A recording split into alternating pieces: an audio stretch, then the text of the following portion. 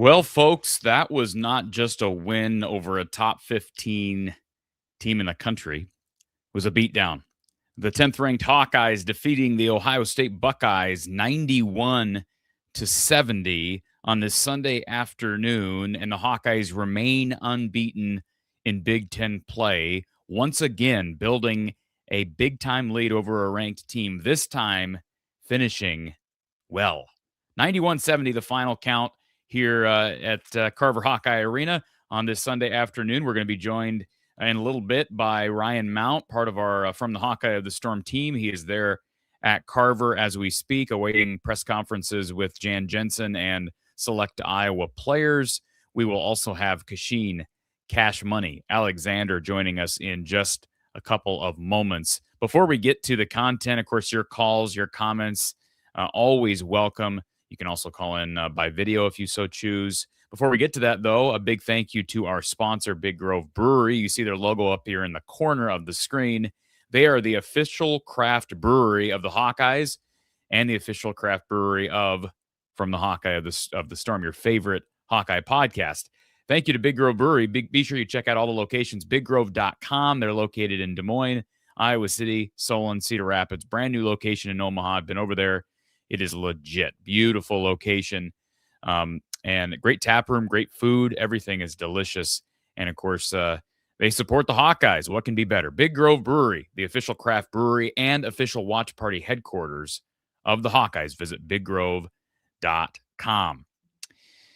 All right. Before we get to Kachine Cash Money Alexander, we've got Ryan here who wants a word here early. So let's reward one of our callers who got on the line to start things off. Ryan, welcome to the show, sir. Hey, Corey. How's it going? You didn't expect to be put on this quickly, did you? No, I really didn't. I wanted to say hello to Cash. Well, I guess bring you back. Yep. You can either that or give her my biggest regards and congratulations. Couple thoughts. Sure. 40 states right now are challenging the notion of hell freezing over.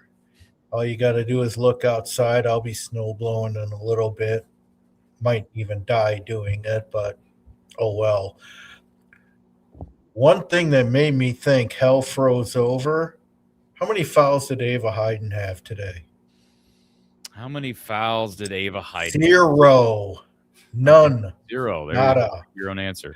Yeah. Hell froze over in this game. I mean, we made them look like Columbus College of the MAC. And, I mean, it was really after about the first 2 minutes, it was just dominating, pure domination. Yeah. Certainly. I mean, no question about it. Her ability, I'm talking about Ava Hayden, ability to not foul. She's, she's still young, as Kachine's talked about. She probably needs more time in the weight room to perfect her game. But she did get one. Those are, she ended up getting credited with one foul. I don't know when that was. No, I'm sorry. No, she didn't. I'm looking at the ESPN box score. Personal foul, 0. 0 personal fouls. Anyways, so she's got to get stronger because she can be a lot better than she is. But right now she's churning out 18 to 20-point games basically every night. And these types of numbers, 9 of 11, 10 of 12, 8 of 11, like those are pretty routine for her now. I don't know what her averages for the season are, but you're probably looking pretty close to like 16 and 8 on the season. And so that means that tells me as an upperclassman, she's got a potential to be a 20 and 10 type of player every single night. Oh, no question. No question about it. And what's really exciting is this is obviously Ohio State is a very good team. This is only their second loss. I mean, we just boat raced them. I mean, the athleticism. I literally did not. I mean, I joined the party a minute into the game, and I was like, "Oh, Addie Deal started. That's interesting." And I didn't realize she got hurt. Taylor got hurt like immediately, but really early. And that sucks. That totally sucks. Yep. That being said, I think I remember it being said not too long ago that if Addie Deal was to transfer, who would want her or something like that. Well, she was a 5-star for a reason, and I think we're about to see exactly why she was a 5-star. We can't expect every 5-star, and when Megan W., can't pronounce her name, comes in next year, we have to remember this too. They're not all going to come in like Caitlin Clark at 26 a game. This is a more balanced team than what Caitlin walked in on. This is a team that is pretty packed with stars. I think when you look at Michigan State, Maryland, and Ohio State, we're going to skyrocket up from 10. Where do you think we're going to be? Oh, yeah. Win at Maryland, win at home against Ohio State. I'd have to look at what everybody else is doing. They moved up. They had a good week the week prior, beat Michigan State, and Oregon only moved up one spot. So I guess my question, has anybody else toward the bottom of the top 10 lost this week? Because the way these stupid voters work, I'm not calling anybody specifically stupid, but in general.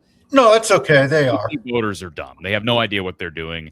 Right. The people that vote on these polls don't watch, hardly any of these games. Most of those beat writers are only watching their team. So it's a point. That's why I say I couldn't care less what they're ranked, right? I only care about what the committee thinks of them. But to answer your question, I'm just looking at everybody's record right now. So like Louisville's 18-3. They're 8 in the country.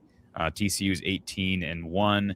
Could Iowa move ahead of TCU after today? TCU has, TCU's most recent game was a win at UCF. That was probably this weekend. UCF sucks, I think. I don't think UCF's any good. Yeah, they're crap. So maybe they could move ahead of TCU again, just based on behavior of how these voters typically. I mean, if the season ended today and we're watching the NCAA selection show, you gotta, even though it probably wouldn't happen, we gotta be a 2 seed. You would have to be 9-0 in a very good Big Ten. Yeah, I mean, my God, even Wisconsin is solid this year, and they're just awful perennially. So, we're 9-0, 18-2. Our 2 losses are to Audie Crooks, and who actually they kind of suck now. So that might even kind of go on to be a bad loss. And to UConn, which is, nothing to be ashamed of. I think this is looking like a team, though, that is kind of like Iowa football. We're we're not terribly exciting the first couple weeks of September, and that's how Iowa State beats us. But Well, you yeah. always wonder who's the better team come Thanksgiving. It's always us. Well, And I'll say this. I think part of what we're seeing with Iowa women's basketball right now, and the maturation of this team, comes down to a couple of key elements. One, just the pure, I want to say youth, because it's not, like Chit Chat had played a year at Georgia Tech, but they had a lot of new pieces in the backcourt, and that's the engine, just like a quarterback's the engine that runs a football offense. So I would say, not to excuse that loss at all, that's a good Iowa State team. I know you said they're crap, but that they'll figure it out once they get everybody healthy, and they'll be back to being at least a good Big 12 team that'll make the tournament. It's a tough place to play. The UConn loss, no shame in that, as you said. But even just some of those games early on where Iowa, I mean, even a few weeks ago, right? That close win against Northwestern, the close win against Indiana. This looks like a different team than they did 2 to 3 weeks ago. And I think sometimes you do, just like Addie Deals, finally, she seems to have figured it out, right? Freshman-wise, exactly. figured it out. Chit Chat Wright was dealing with all kinds of injuries in November and December. She's healthy now. Really unfortunate about Taylor McCabe. I saw the comment in the chat here from Sarah. Said prayers for Taylor McCabe. Hope she returns soon. Non-contact knee. I'm not going to sit here and speculate about what it might be, but it did not look good. And the good news is, do you think it's an ACL? I didn't see the play. I was a minute late. I don't want to speculate on what it got. Could it be ACL, MCL? Yeah, sure. The first thing you look at when you see a non-contact knee and her knee just crumples, you think ACL. But again, I don't know that to be the case. Here's the only silver lining here, and it's horrible for Taylor McCabe, because that might be the last moment of high major basketball she ever plays, because she's not going to play pro, right? So that's heart-wrenching. I hope it's not the case. Hopefully it's just a really bad sprain. But the reason I bring that up is there's a silver lining here. It's that they do have the pieces coming on right now that I believe they can deal with that injury. You don't want to see anybody get hurt, but they'll be able to deal with life without Taylor McCabe better than they'd be able to deal with life without Feuerbach, without Chit Chat, without Hayden, and without Stolke. And, I'm sure Taylor McCabe, being a senior, will be a great leader from the bench. And yeah, absolutely. I hope that it's not as bad as it looked, but the good news is they looked phenomenal in spite of that today. Well, yeah. And again, I said I didn't see what happened, and I'm just really hoping for the best here. That I literally sent my dad a text saying, "Oh wow, they're starting Addie Deal over McCabe," which I thought was interesting. I didn't realize the girl was hurt. I joined in like with 18 minutes and 20 seconds, or excuse me, 8 minutes and 20 seconds to go in the first quarter. And so I'm just really upset about that. My heart hurts for her. That being said, I think Addie Deal is really becoming a big time fan favorite. We're seeing exactly why she was recruited where she was recruited. Also, I want to give a shout out to Hannah. 15 rebounds, unbelievable effort. Sometimes she's a box of chocolates. You don't always know what you're going to get. There are days where I just think Hannah's better days were behind her, and then she pulls a game like today where she looks every bit like, the star. Well, she's looked like this. She's looked like this for the last 2 weeks.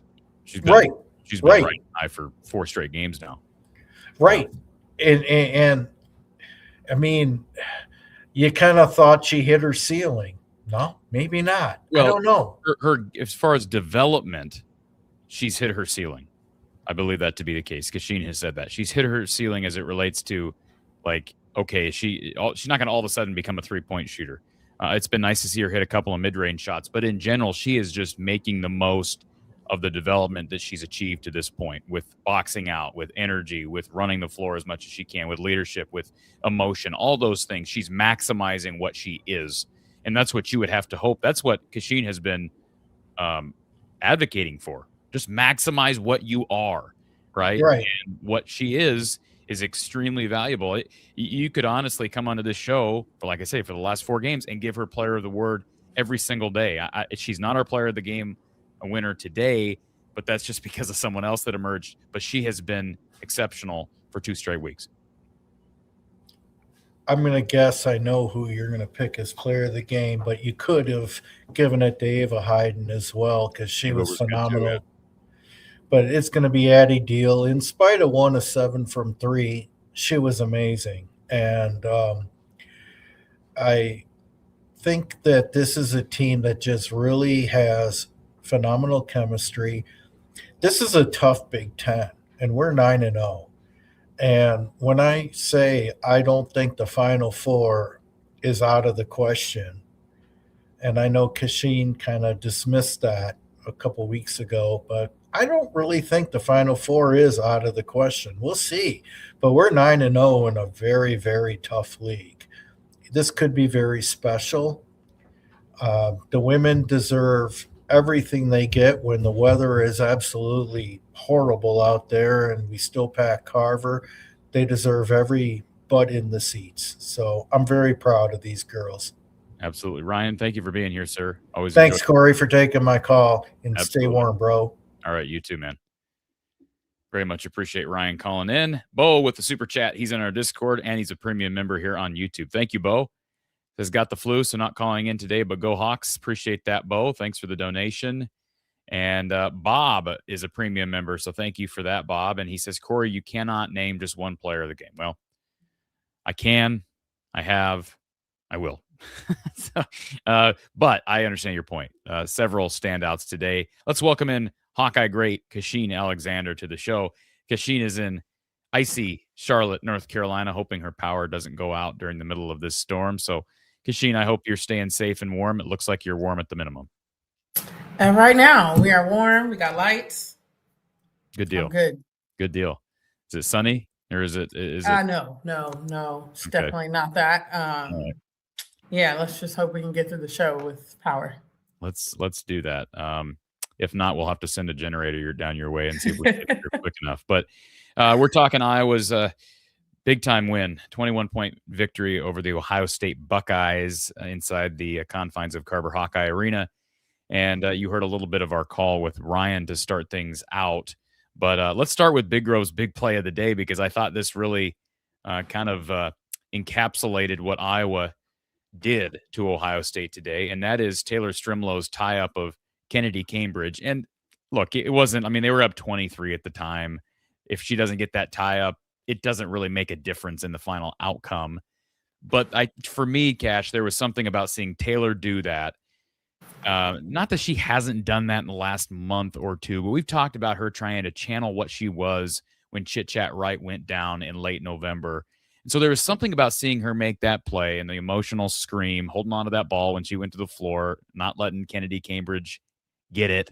Something about seeing that, knowing that Taylor McCabe may be out for an extended period of time. We don't know that yet, but she may be out for an extended period of time. I just thought that was a great sign, and certainly Iowa's guards as a whole stepped up to the task today with their lead 2-guard out. I could agree with that. I probably would have went with Chit Chat's bounce pass, damn near half court bounce pass to, I can't remember. It might have been Addie Deal, I think. That play was crazy. When was that? And plus, Chit Chat was like, there was just so many good moments. Like, yeah. I don't think I've seen a Chit Chat like pump the crowd up before. I don't think I've seen that. Yeah. You know, like, I don't think I've seen that. But I love that for us. I think overall it was just a really fun game. Like, our defense was insane. I know a lot of people aren't going to think the way that I'm going to think, but our post players were the catalyst for our defense today. They helped on everything. They knew their assignment. They were jabbing at all drivers. If somebody was coming off the screen, they were there to help. That was Hannah. That was Ava. They were so good in their defensive scheme that it really frustrated Ohio State. Our guards were doing great to even stay with them. But I think our post players adding that extra help was what kind of set us apart as far as defense went.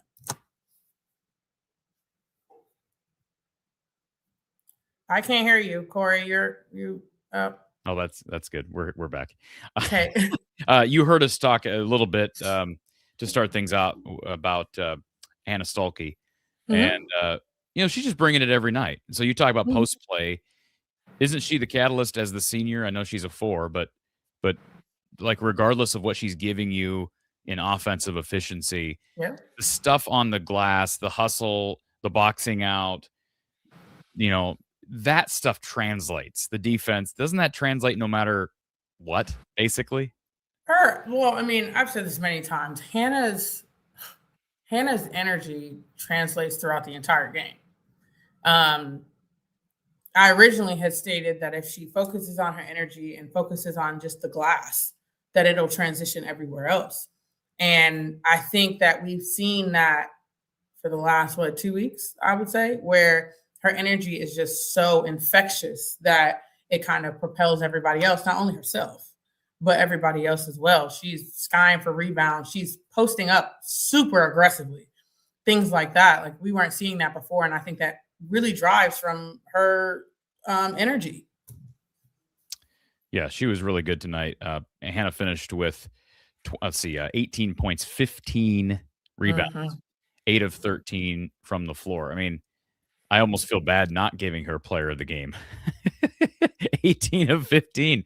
But if I gave Hannah Stuelke player of the game, there would be people accusing me of being an Addie Deal hater, which is hilarious because, love Addie Deal. I've been a fan of her since she committed. We have been critical of Addie like we've been critical of anyone, while also acknowledging that she was a freshman playing through lumps. And I made the comment a few weeks ago that Addie was not – people were telling me when she had a breakout performance here a couple of weeks ago, she should be starting over McCabe. And I said that's not going to happen unless there's a major injury. And unfortunately, we saw that tonight. But Addie really stepped up. 20 points, 8 of 17 from the field, 5 assists, 3 rebounds. And what might be most reassuring to me, Kachine, with this stat line is that she finished with 20 points in spite of the fact that she was just 1 of 7 from 3. Because that's a stat, even for the best of three-point shooters. Just ask Taylor McCabe. Sometimes the threes don't go down. Nope. And if shots aren't falling, can you still figure out a way not just to make an impact overall, but to put points on the board and be a scoring guard, which she is. And she did that tonight with 25 and 3. Yeah, I think that's fine. I feel like she got to the rim a little bit more than I've seen before. Yep. She was either kind of 3 or mid-range in that scenario. So, but I think, I don't know if it was last game or the game before, we had said that she feels comfortable. She may not have had the greatest game, right? But you could tell that within her play, she was feeling more comfortable out there. Sometimes it's your game and sometimes it's not, but you could see that she was more comfortable. And I think that is what kind of propelled her today. And I like that she is still trying new things. But again, like I said, she's a freshman. She's going to have those games where she's still playing semi-decent, but she's not going to have a 20-point game. And that's totally fine. That's exactly what I would want, because for me, this is the time where she's going to grow and finish out. Same thing like Ava last year, right? She would have these up and down games. She wouldn't play at all. She'd play a little bit, et cetera, et cetera. And then she started to kind of figure it out in practice, I'm sure is where it started. And then she started to figure it out in the game. And then we saw what we saw at the end of the year. I think that for Addie's sake, that's what I'm more so looking for, is her feeling more comfortable about the pace of the game, where she's getting her looks from, our offense, our defense, because defense is probably her less strong suit. So I feel like for me, that's what's more important. And she's been doing a great job of it recently.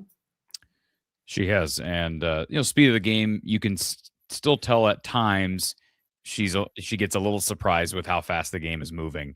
But she, like you said, she's not getting rattled by that now. And she's playing through it. And the staff is going to let her play through it. And I would venture to say that as long as Taylor McCabe is out and she's going to gobble up most of those minutes, Correct. her and Taylor, that's probably going to take a little bit of pressure off of her, right? Because she's going to feel less of a, someone looking over your shoulder. Is that fair to say as a freshman that's starting to come into their own? Correct. I mean, the one thing that I'm a little nervous for her about is that she's been able to sit on the bench and get a feel for the game. Well, a little bit less today, but still, you're still able to kind of not have that pressure of starting. And 9 times out of 10, now I don't know if we could always start Taylor Stremlo and just have her come off the bench for security wise, right? In that aspect. But if Coach Jay and staff do decide to put her in the starting lineup, that's a whole different mindset that you have to get prepared for than being on the bench. So that is something I'm very curious about. They may go with Taylor because she started before, and then have Addie first off the bench and have her, have that second burst. I don't know. I'm curious.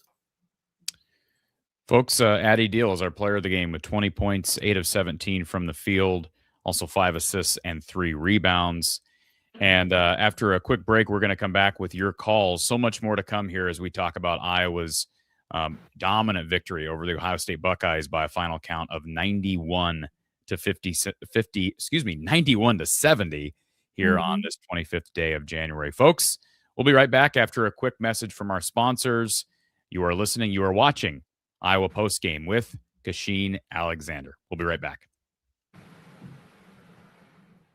Let me introduce you to one of the proud supporters of From the Hawkeye of the Storm, Iowa floor covering down in Bondurant. Now, for the last year and a half, you've heard me talk about this great company in the heart of central Iowa. They've got their tough core, click together, 4.5 millimeter waterproof vinyl flooring, great for you DIYers out there. But even if you're just a contractor or you need a different type of flooring, they've got you covered, whether it be tile showers, carpet. Give Iowa Floor Covering a chance to serve you better and serve your flooring needs. Visit them online at iowafloorcovering.com. That's iowafloorcovering.com, or you can give them a call at 515-379-7000. That's 515-379-7000. Thank you to Iowa Floor Covering in Bondurant. Iowa Floor Covering, Bondurant, Iowa. We appreciate IFC. They have been with us for so long. And a great piece of the puzzle here from the Hawkeye of the Storm. Let's go to our phone line. We've got people who have been on hold since the final buzzer. Thank you for calling Iowa Postgame with Kachine Alexander. Who's on the line? This is Annie from New York. Hi, Annie. How are you? How are you guys doing? Okay, this was such an impressive win. I am so proud of our Hawkeyes. They were cooking in Brooklyn, and I'm cooking in Brooklyn. I almost fell off the couch. They were gelling. They work together so well. I mean, unfortunately, I feel bad for Taylor. I hope that's not really a serious injury. It happened so early in the game. But Addie really stepped up, and the team really pulled together. And the way they gelled, I'm so proud of them. It was excellent. Absolutely. And it was working. It was working. Yeah. No, it certainly was, Annie. And in reference to McCabe's injury, Kachine, I didn't really ask you about that. You hate to speculate, but you watched the play. There was a non-contact type deal. She was back on the bench, but without speculating on what the injury may have been, could it be just a sprain? Could it be something that they look at an MRI and say, no, that was just a sprain? The way that knee twisted just shook me. I was a PE teacher, and I've actually seen that happen to students where their sneaker would just kind of stick to their floor, and their body would go one way and the foot didn't. And I've seen that happen, and I just hope it's not serious. Kachine, thoughts on what you saw? Yeah.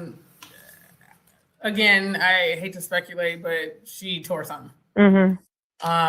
There's a few key indicators. One being it was non-contact. Two being her knee was planted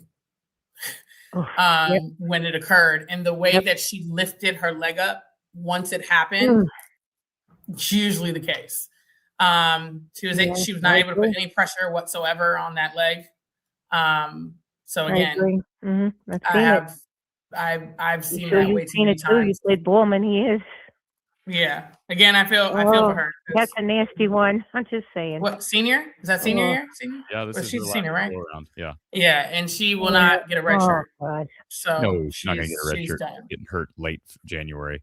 Yeah, that's why I made the comment earlier that if it's this, and I still hope you're totally wrong, Kachine. I'm sure you hope. I hope I'm totally wrong too. But I said that what's sad about it is maybe her last moment of high competitive basketball because she's not so gonna play heartbreaking. I know. Yeah, she's not going to play competitive. She's not going to play professionally anymore. I don't think. Terrible. Could she play overseas? Is she a good enough shooter, Kachine, that she might be able to find a spot somewhere in a different country? I mean, possibly. I say this. I'm not saying that she's worse, by all means. I'm just saying I've seen worse people find a space overseas. Okay. All right. So if she wants to. Yeah. It was great to see how the team stepped up, though. I mean, honestly, from the get-go, they came out smoking today. They looked together, and you know what? I'm really glad they beat OSU. They're not my favorite team. Why do you hate to say that? Why do you hate to say that? Why do I say that? No, you said I hate to say this. Why do I not like OSU? Is that what you're asking? You said I hate to say this, but I'm so glad I hate to say this, but I'm glad they kicked OSU's ass, is what I mean. I don't know why you hate to say this. But she's a nice individual. Corey? You know, I don't like the word hate. But OSU, after they stormed the court and they knocked Caitlin down, and that should have never happened, okay? That should have never happened. Not that I hold a grudge. I don't even remember Not that I hold a grudge. I do. Annie, I don't even remember that. What year was that? Was that Caitlin's sophomore year? Oh, no. Maybe junior year, but it was a fan that stormed the court and was a fan. A fan accidentally ran into Caitlin. And ever since then, she had a bodyguard after that game that took it. That was that was the game that they had to put a bodyguard on her for the rest of her career. But listen, storming the court, I think, should be not allowed to begin with. But hey, they got overly zealous, and it got dangerous. So they're not my favorite team, and I don't have to say any more about that. So the fact that they came out smoking against them just kind of sits very well with me. That's all I'm going to say. Icing on the cake. That's okay. That's all I'm going to say. That's totally fine. We appreciate you calling in, Annie. Anything else? Yeah, you guys take care. It's snowing like hell here in Brooklyn. We got like almost a foot of snow already, but stay warm and safe, Kachine, down there. Thanks, you too. Thanks, Annie. We have a good day. Go all Hawks. Right, bye, guys. Take care. Okay. Hey, it's not snowing here. In fact, it's sunny in Iowa. It's cold, but I'd rather cold than what y'all are going to get, what Annie's getting out there in New York. We've had that. So it's not like it's anything new to us, but certainly appreciate that weather avoiding us today. Did you see that Taylor McKay's sister got carried off the court? Who did? Taylor McKay's sister just got carried off the court at the Knapp Center. She did? Yes. What? Are you kidding? Insane. I'm not kidding. Carried off the court. Scary sight is Peyton McCabe has to be carried off the floor at the Knapp Center. Appears to be a lower right leg injury. Ooh. That's insanity. That's just horrific. Are parents just going to split? Like, I don't want to go take this sister, I got the other? That's wow. Oh. I'm going to a big prayer for the McCabe's family. Yeah, that's actually one injury is enough. Two is crazy. Yeah, that's shout out Justin Miller. I sat next to Justin. He's a young podcaster that does stuff for Drake. He's actually the one that tweeted that out. I sat next to him at the game down at the Well earlier this year. So yeah, that's Justin Miller's tweet, who covers Drake athletics here. Literally half hour ago, he says scary sight is Peyton McCabe has to be carried off the floor in the Knapp Center. Appears to be a lower right leg injury. McCabe was having a strong second half with a season high 5 points in just the first quarter. So, let's hope the best for not just Taylor, but for Peyton McCabe. Yeah. And I don't know. She's not a senior, though, right, Kachine? I don't think so, no. But, yeah, that is just unbelievable. That's crazy. That's crazy. Yeah.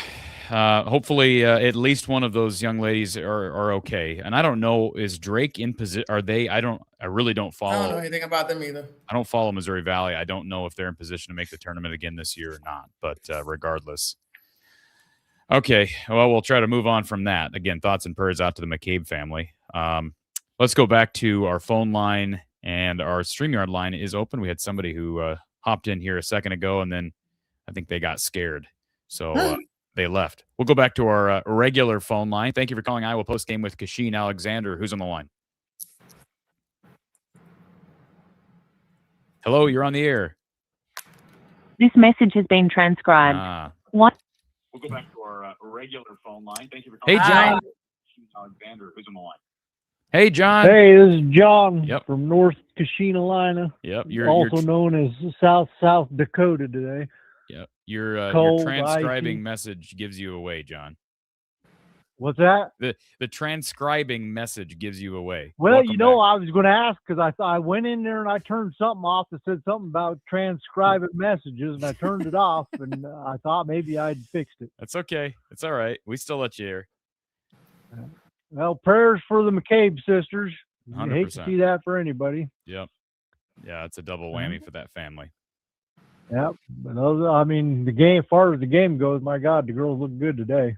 If they can keep this up the rest of the year, who knows? Yeah. Yeah. The comment was made earlier by Ryan Kachine that he thinks they can make a Final Four. I know it's early to say that. It's late January, but I see a popular comment here in the chat is, does Cash think this is now a top 10 team? They're ranked in the top 10. Last time. Okay. Are they top 5? I'm asking. You don't have to No. listen. All right. I'm just asking. Steve You're wants getting ahead of yourself. I'm not getting ahead of myself. Now, I think I made the comment too earlier that TCU is one spot ahead. I don't care what the AP poll says, but I know people in general do. TCU is one spot ahead of Iowa. They just beat Central Florida, but Central Florida stinks. So I would think maybe Iowa moves Well, ahead. TCU also lost to Ohio State. Was that in the past week? Yeah. I Okay, believe so Iowa will move ahead of, most likely move ahead of TCU, and then I think Michigan, Louisville's they haven't lost to anybody since I think December. So I don't think they move ahead of that. I think they probably move up 1, maybe 2 spots. I'd have to look at who else has lost in the top 10. Kentucky. No, I don't think Kentucky's in the top 10. Kentucky's 11. No. I'll grab the rankings so we can all look at them together. Okay. John, anything you wanted to cover? Yeah, specifically? I just wanted to concur with Annie. You know, I can't stand Ohio State either, and I ain't going to sugarcoat it. Do we have a problem with Ohio State women's basketball? I mean, I have a problem with the whole campus up there, I think. Okay. I don't know what it is, from football, men's basketball, doesn't matter. I can't stand Ohio State.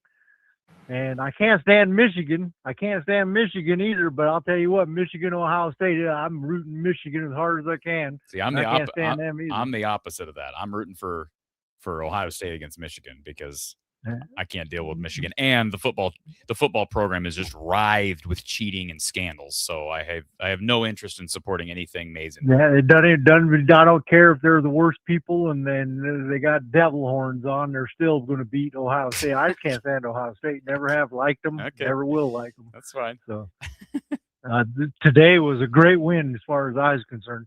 Absolutely. Yep, and I like old chit chat. Cash was talking about that half-course bounce pass to Addy Deal cutting to the basket. My God, it's a thing of beauty. Yeah, that was something else. And isn't it nice to see her staying healthy? Because boy, even when she came back, she was out, and then she was back, and then she was, get banged up here, get banged up there, and she's going through the rigorous Big Ten schedule right now, physically unscathed. Right. Yep, chit chat. She runs the show. And we go all game, and she ain't doing maybe much on offense, but she's getting that ball passed around. And then at the end of the game, here comes Chit Chat, and she ends up with 18 points. So, I mean, we can't discount her either, really, or 14, wherever it was she had. Yeah, I mean, she closed it out good with a 3 and some foul shots, I think, and so definitely. Hey, we couldn't ask for anything better than Chit Chat running the show for us. Yep, and the good news is they'll be able to pay her in the offseason, I would think, a nice sum, and she's got 3 years. So, I mean, including this year, she got 2 years ahead. So that's going to be fun to watch her and Addy Deal play alongside one another, assuming neither leaves. And, you can never assume that nowadays, but those two will be together for at least the next couple of years. Yep. And then we just need a strong 4 that can inside outside and get one of them. And I'll tell you what, we got some young ones coming in. So Well, I think they hope that strong 4 is a girl named McKenna Velichko. yeah, she's going to be that too. But I like to have someone that, you know, is a little bit. She's not built really big. So Well, I'm worried about that. She's kind of slim. Well, she's a high schooler. She's gonna have to gain some weight. But are you concerned at all about? I mean, how much can a freshman or a senior in high school, Kachine, that plays the 4 like McKenna does, build up physically between now and the start of her freshman year? It's never the same. There's not many freshmen in my entire life, from playing to coaching. It's not many times. I probably can count on one hand, if that, how many players I've seen that their body was ready for college. Yeah, I just don't see her. I think she's going to be a great wing player. You know what I mean? And I'd like a good, strong, rebounding inside 4 that can also shoot outside. There's got to be one around somewhere that'll take some money and come here. Well, they'll definitely be in the hunt in the portal, because I don't think they're going to hang on to everybody they got. And they better be in the portal. So, and then we don't know what's going on with Emily, because we could use her down this stretch this year. That's an interesting. We'll come back to this comment here in the chat from Rafine, but that is an interesting topic. It seems to be a popular one in the chat today. Timothy brings up Emily being back as soon as possible with the McCabe injury. Does the injury to Taylor McCabe make you that much more anxious to see Emily get back from that back injury, Kachine? Of course. You're losing bodies. Hence why Coach Jay played Tegan Mulaney at the 3. Yeah, that was interesting. I was really surprised to see that. I thought, if anything, you moved Strimlow, you moved some people up, and then you swing in Callie Levine. Were you surprised to see Tegan positioned? No, I think when I first saw her coming, I was like, what in the heck? But then the coach in me came back.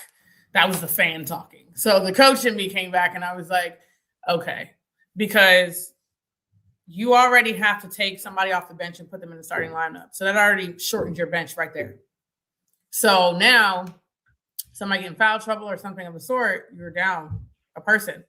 But it's not at the post position. So you got to find somebody to play the 3. Journey's been playing really well at the 4, so don't switch her. That doesn't make sense. So the only other option is for Tegan to play the 3 position, because she hasn't played any position. So at that point in time, it's something. Now, I would have thought, if that's the route she was going to go, she should have let her play in the 4th quarter, because we were up. Now I get it. Okay. I think there was a little PTSD from the last game with Coach, and she was like, hell no. We're not taking a chance. We're not doing none of that. We're not having what we had last game. So I understand why she didn't, but I would have liked to see it. But I get the PTSD of like, you know what? Thanks, but no thanks. We're just gonna ride it out. But I think that's why she went with her. Yeah, I'd like to see Callie come in there instead of Mulaney. Get Callie warmed up a little bit, just in case we need her down the stretch here. She's just not big enough. We got to shout out Layla Hayes. Hey, she got in. She scored a couple points, right? So yeah, that's an improvement. And as Kachine just said here a few minutes ago, they're down bodies right now, so they just need people who are able to come in and give them depth, because without Emily and Taylor now, and of course, you know, they don't really have pieces after that, because Jada's out for the year. Like, you can't even turn to Jada or Kenise. Like, so yeah, Layla's the next that she's got to get going. Like, Journey's on a heater right now. Addie's on a heater. Layla's got to be the next. And usually bigs are the slowest, right, Kachine, to adjust to the college game. Absolutely. Ava was sort of and I'm telling you what, as Journey gets more comfortable, she's going to be a nightmare for anybody else's 4 or 3 to try to keep up with. That's going to be the big. If they try to put a 4 on her that don't move like she does, she's going to knock back that little jump shot of hers relentlessly. So we got some really good pieces, and we're going to be good for a while, I think. So, but anyway, I just wanted to say that and All right, say John. go Hawks and everybody have a good time. And Cash, I hope we don't lose our power. All right, John. I hear that. John's looking for your power, Cash. GRB024, thank you so much for the super chat. It's very much appreciated. If there's a comment, I'll try to find it, but there wasn't one linked to your donation, but your donation is appreciated. Annie says, a really great win. They really were so together. Again, thank you, Annie, for that comment, for the super chat. Cub Hawk, question for Cash here. Cash, where would we be without Chit Chat? Guyton did us a favor by entering the portal. Wright is killing it at Iowa, and Guyton is struggling. Well, you can't say Guyton wouldn't have struggled here because Illinois is a completely different program, different offenses, different everything. So a player can succeed. It goes both ways. A player can be horrible here and then go somewhere and succeed. It doesn't mean anything was wrong. It just didn't fit them. Right. I don't think she should have transferred, and I've been said that because that was not the best fit for her as far as a team, offense, the whole thing. So I wouldn't say that. I think she's struggling because of the type of offense and everything that they're running there does not fit her. We haven't seen Iowa play Illinois yet, but can you kind of expand on that a little bit? What is different at Illinois than at Iowa that maybe doesn't fit Aaliyah's game? So Iowa's very free-flowing, right? Like we talk about it all the time. Like sometimes we get upset about it. Sometimes it's a great thing. But when you have a free-flowing offense to a degree where, and this was last year, I don't know so much about this year, but last year we're a very free-flowing offense where she was able to run the floor. She was able to do all of those things. Illinois is not that kind of team. And so I think for her, she may be struggling with the transition because she's a little bit more in a box, and that doesn't fit all players. So I think for her sake, like I said, I don't think that was the best place for her to transfer to. But at the end of the day, she wanted to be home, so it is what it is. As far as Chit Chat is, I mean, I love Chit Chat. I'm going to say that until I'm blue in the face. However, I've said this before, and I'm going to continue saying it. Chit Chat has a direct connection with one of the coaches that were here. So even if we had Guyton, we probably still could have gotten Chit Chat or could have wanted Chit Chat. And I say that because of the connection that coach probably was telling Coach Jay about. She knows her. She's coached her. She's all of the above. And at the end of the day, Aaliyah can play the one or the two. She's not just a point guard. So in that aspect, we still needed more guards, technically speaking. We talk about it now, right? So there's no telling if we still wouldn't have got Chit Chat with Aaliyah or not. But at the end of the day, I'm only saying that because of the connection that she had with that coach. That coach would have advocated till she was blue in the face for Chit Chat, which she should have. And if you're a smart coach, why wouldn't you? You don't know what your freshmen, you never ride on your freshmen. I don't care what anybody says. You never know what your freshmen are going to come in and give you. So you cannot bank your next year on your freshmen. If they come in and play and produce, that's an extra bonus. But you cannot ride and put all your eggs in the freshman. That doesn't usually work out or pan out for you. So, yeah. Good stuff. Cub Hawk, thank you so much for the super chat. Patrick, thank you for the super chat here. After getting smoked by UConn a month ago, Hannah stopped thinking, Ava stopped fouling, and Deal made the layup. Remarkable coaching by Jan. Not totally accurate. I mean, they struggled. They were struggling. That they had a stretch there where they weren't playing very good basketball. Y'all forgot Northwestern and Indiana. And they didn't play very good defense against Penn State, and they're horrible. Like, they were really, listen, credit because they won those games, but they benefited from a really soft schedule, and now they're heating up and go. It's perfect timing because they're going into the tough stretch of games, and it does get tougher. This swing out to Southern California, it'll be a miracle if they're 2-0 coming back. I mean, if they go out there and beat UCLA on the road. Listen, I just want a split. That's it.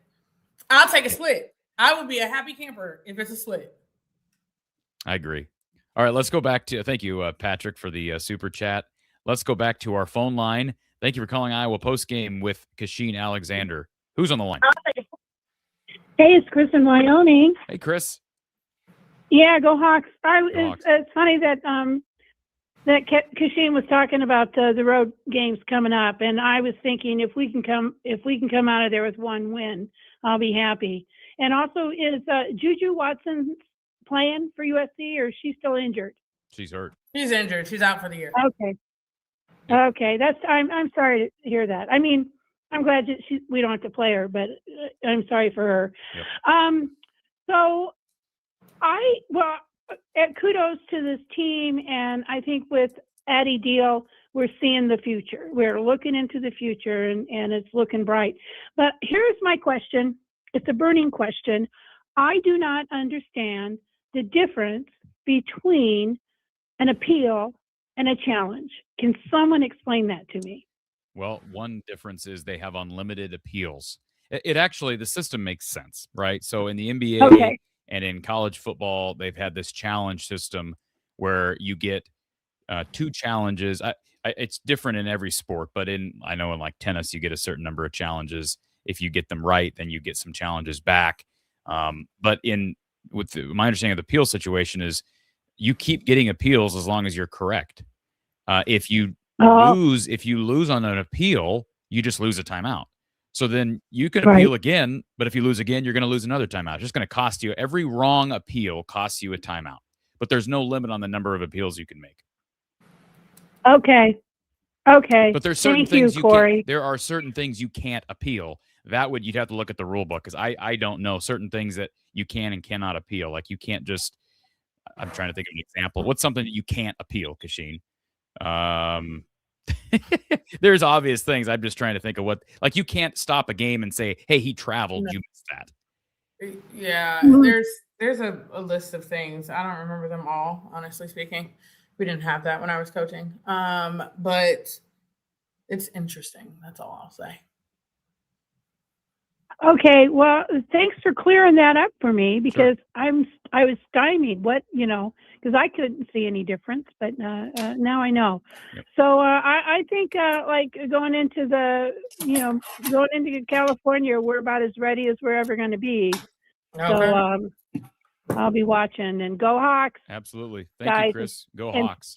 Stay warm. Yeah, you as well. What's it like in Wyoming?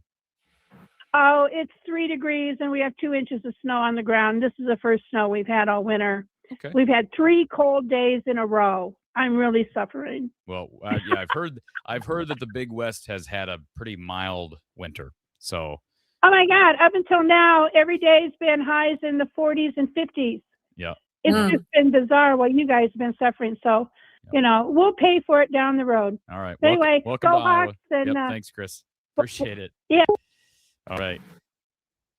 Okay, let's see. We've got super chat coming in from Jacobra Cat, who is in Cash's top 7 nationally. And I know this is sort of putting you on the spot, Kachine, but I'll go ahead and throw up the rankings here so you can at least see who the current top 7 is per both coaches. UConn, South Carolina, UCLA, Texas,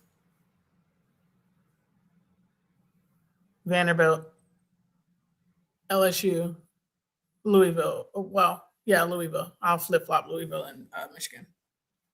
So you don't think Michigan? You think Louisville should be ahead of Michigan, and you don't think? And would Iowa then be number 9? Yeah. Okay, that's probably where they'll be. Yeah, that's most likely where they'll be. So that was pretty easy for you. Pretty simple. You've watched more of these teams than I have. I've been impressed with Michigan. They've had some ups and downs, but they've also had some dominant performances this year. And Louisville plays a difficult schedule, and they've been terrific. Like I said, based on the top 10 that we're looking at, I don't know what Kentucky has done, but Iowa's guaranteed to at least go to 9 with TCU losing. I think Iowa's going to go to 9. And TCU's luckily going to get to 10 because Kentucky lost. Kentucky lost, and they've lost 3 straight. So they're not in there. And Ohio State lost. So TCU, luckily for them, is probably going to end up on the 10 line. Michigan State will probably go up 1. But obviously, Iowa would just beat them. Yeah. So because they just turned around and beat 2. They beat somebody, didn't they? They beat USC. Yeah, they beat Yeah, USC. they'll probably go up 1-ish. And Michigan, they haven't they've played in the last 2 games. It's been wins at Rutgers and home against USC. But they have a stretch coming up here at Indiana and at Michigan State, followed by Nebraska and UCLA.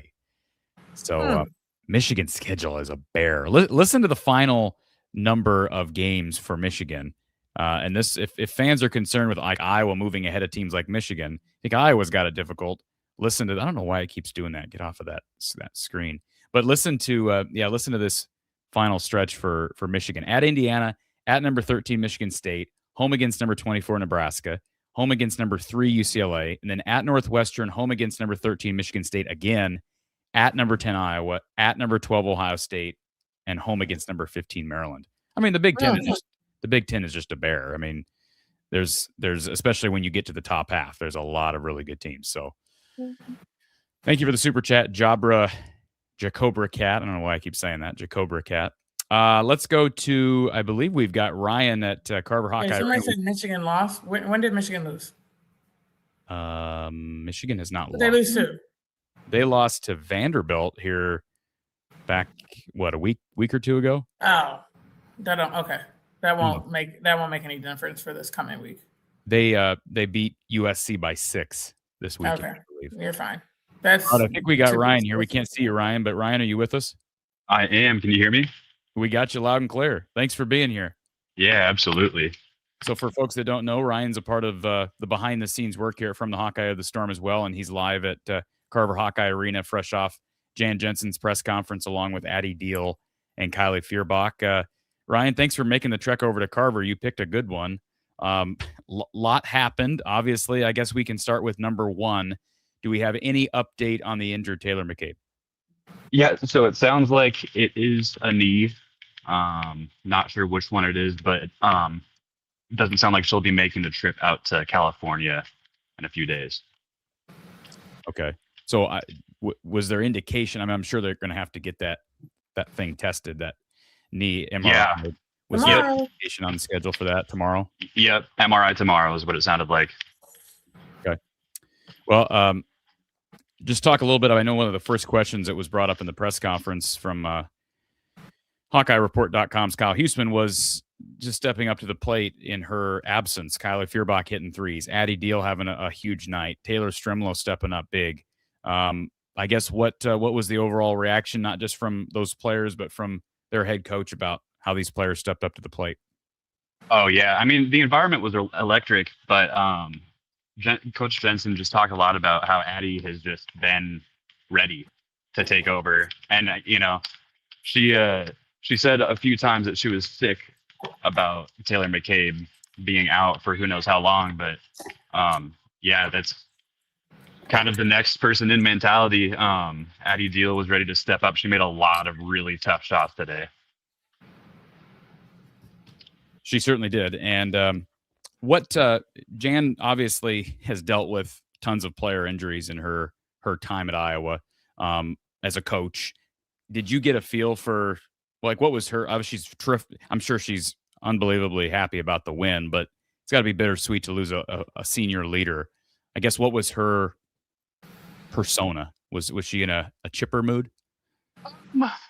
It was a mood of acceptance. It's something you can't do anything about at this point. And I think that she's prepared the team well enough to where I don't think there's going to be a giant fall off. I mean, we saw it today. If you were to tell me that Addie Deal was the leading scorer going 1 of 7 from 3, I would say that I would probably lost, but that was not the case. She just made tough shot after tough shot. So no, I mean, Jan, teared up a little bit when she was thinking about McCabe, but it's something you have to move on from. And it's going to be a tough trip out to California, and it might be a little bit harder now, but yeah. And it wasn't just the efforts of the players that we just brought up, but Tegan Mullaney saw some minutes tonight. I mean, you get double-digit minutes from Journey, from Layla. I'm guessing this wasn't brought up in the post-game press conference, so maybe I'll ask you, Kachine. I kind of asked it earlier, but Are you a little surprised that Callie didn't even see the floor? Like, your starting 2 goes down, and Callie, who has played when they've been dealing with injuries, are you surprised that she didn't even spell 4 or 5 minutes in this game? No, I'm not. Only because Addie was playing really well, and Strumla was playing pretty well as well. Yeah. So I think that in that mindset, they were like, we're good. I do foresee in the future, however, that Callie needs to be ready to go. And I do think she's going to get some minutes because of that. Because Kylie Feuerbach can be foully at times. So can Taylor Stremlow. So with all of that being said, I think you have to be ready. Yeah, I'll tell you what, Stremlow provided a giant spark off the bench today. Mm-hmm. You know, at the beginning of the game, I sent this message to Corey, but I think it was within the first 5 minutes, Stremlow gets sent to the line, makes both of her free throws, and then Iowa never gives up the lead again for the rest of the game. That was a huge swing. Mm-hmm. Just whenever really Stremlow subbed in for anyone, you know, she made a play or got the ball to someone to make a play. Yeah, she drew 5 fouls tonight. Yeah. Like, that's 3 in a impressive. row. She 3 in a row in the first quarter. You know what's funny? Is I thought overall our team looked poised. Very, yeah. In general. Why is that funny? Because Chit Chat is usually the only person where I feel very comfortable. Okay. Like, without a doubt, I have no problems, right? And I felt like overall, the team looked like they knew exactly where they should be. They knew exactly what they should be doing. And that created a sense of poise within everybody. Now, I will say, and I'm going to continue saying it, Lord, if somebody does not set a ball screen in the full court for Taylor Stremlow, I'm going to blow my brains out because I'm terrified for her. And it's not her strong suit. But she did so well. I'll give her that. Because I was like, ooh, somebody going to pick a pocket or something. But I'm always like, just help her out, man. Like, you're running right next to her. Just give her a screen. But either way, I felt like overall, they looked poised. All the guards, still had some head scratching passes, you know, but overall, I felt not as antsy as I normally feel. So whatever that was, I don't know what they did.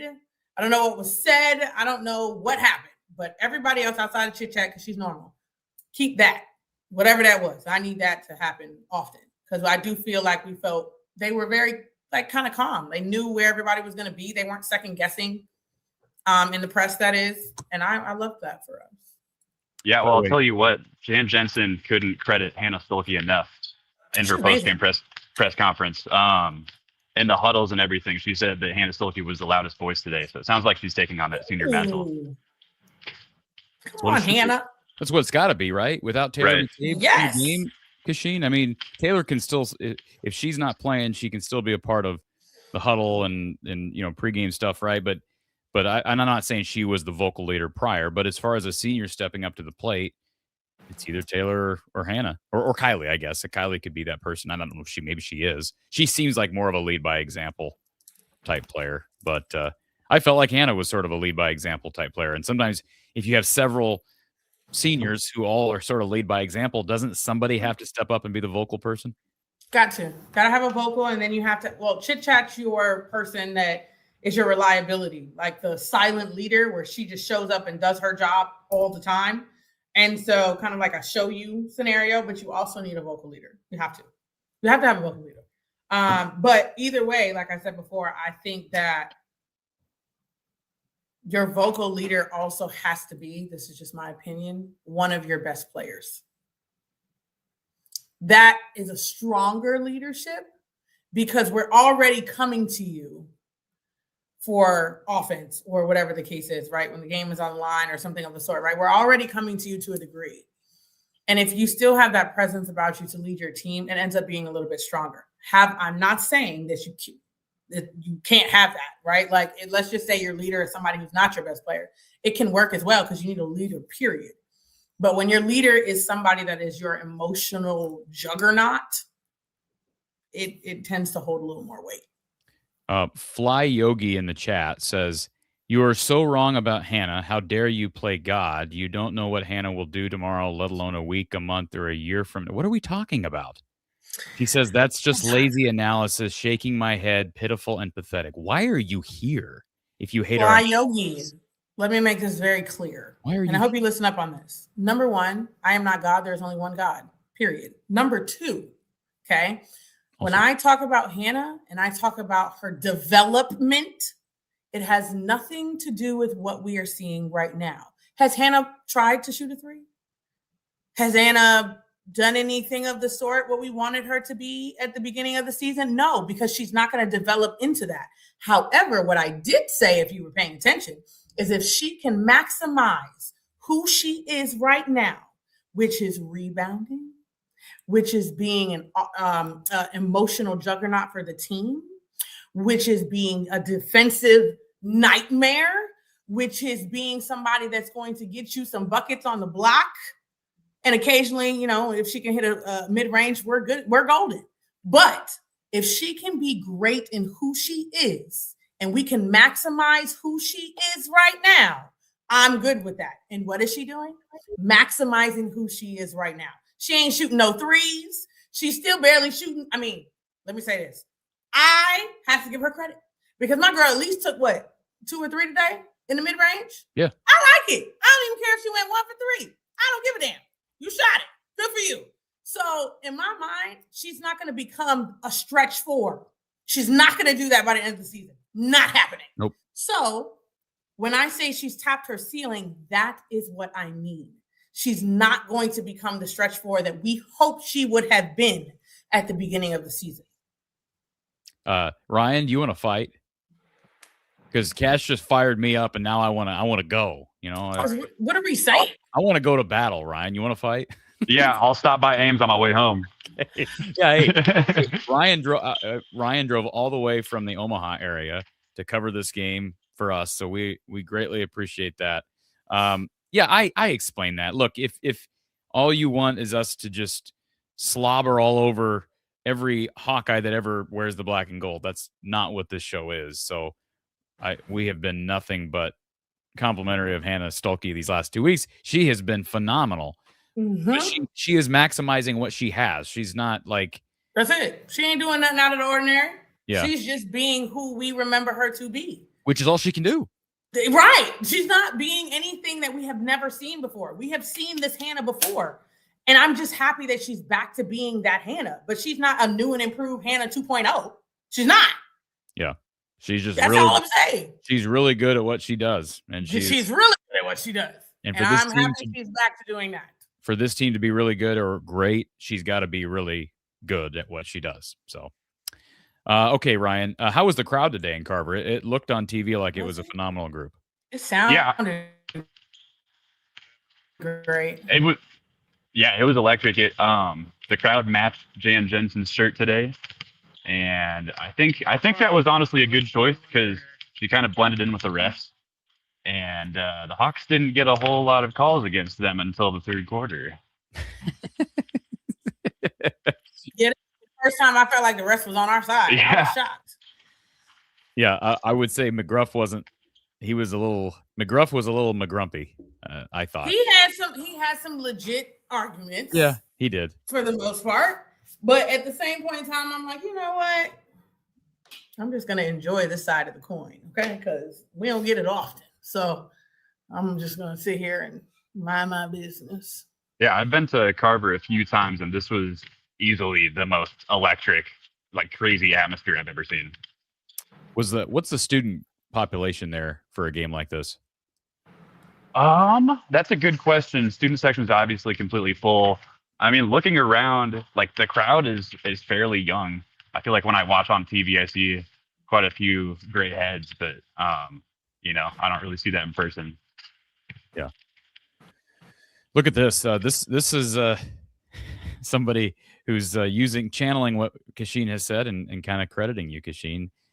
Journeys for Joe says, "I love it, Cash. Ever since Cash said Hannah's reached her max potential, she's been stellar and a flat-out baller."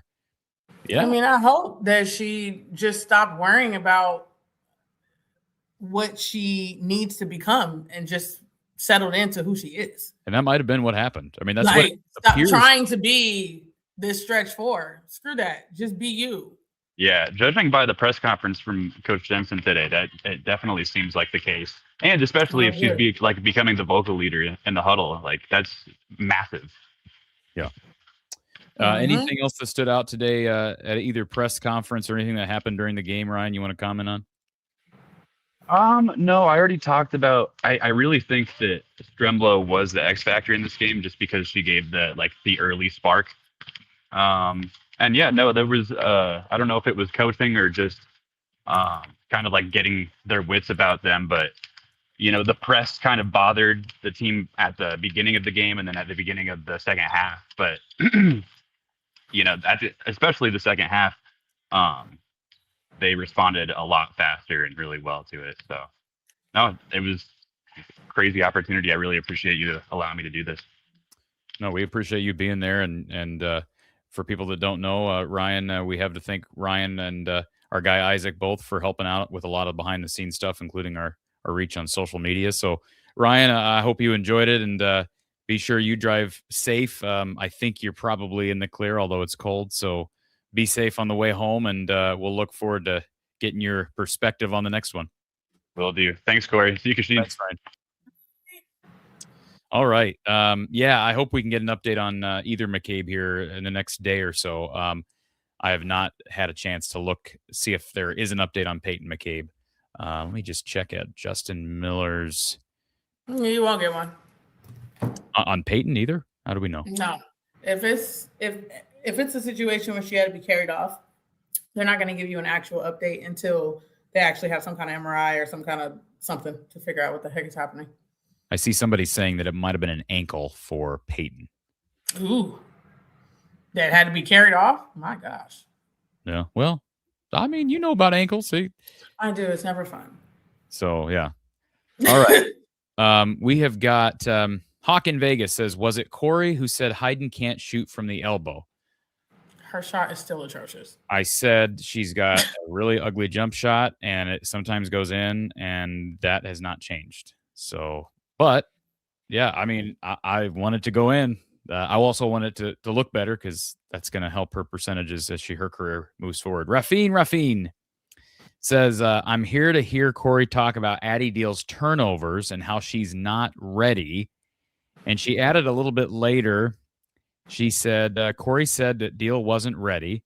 And suddenly she's ready. Well, no, not suddenly. She wasn't ready. January 25th. Okay. So, right? She wasn't ready. This is not opening week anymore, Rafine. No. She's played a lot of basketball recently. He's played a lot of practice. So, and Mike says he wants you to talk nicely about Kylie. You ever notice that we get the most flack when this team plays well, which is insanity to me. I love it. All right. Listen, I've learned in life you cannot make people happy, because if we say great things, which we really have said nothing negative today, then we get comments like this. When we have things of criticism to say, because it's not negative, it's criticism to say, then you get people saying, well, you're being so negative. Like, what you want us to do?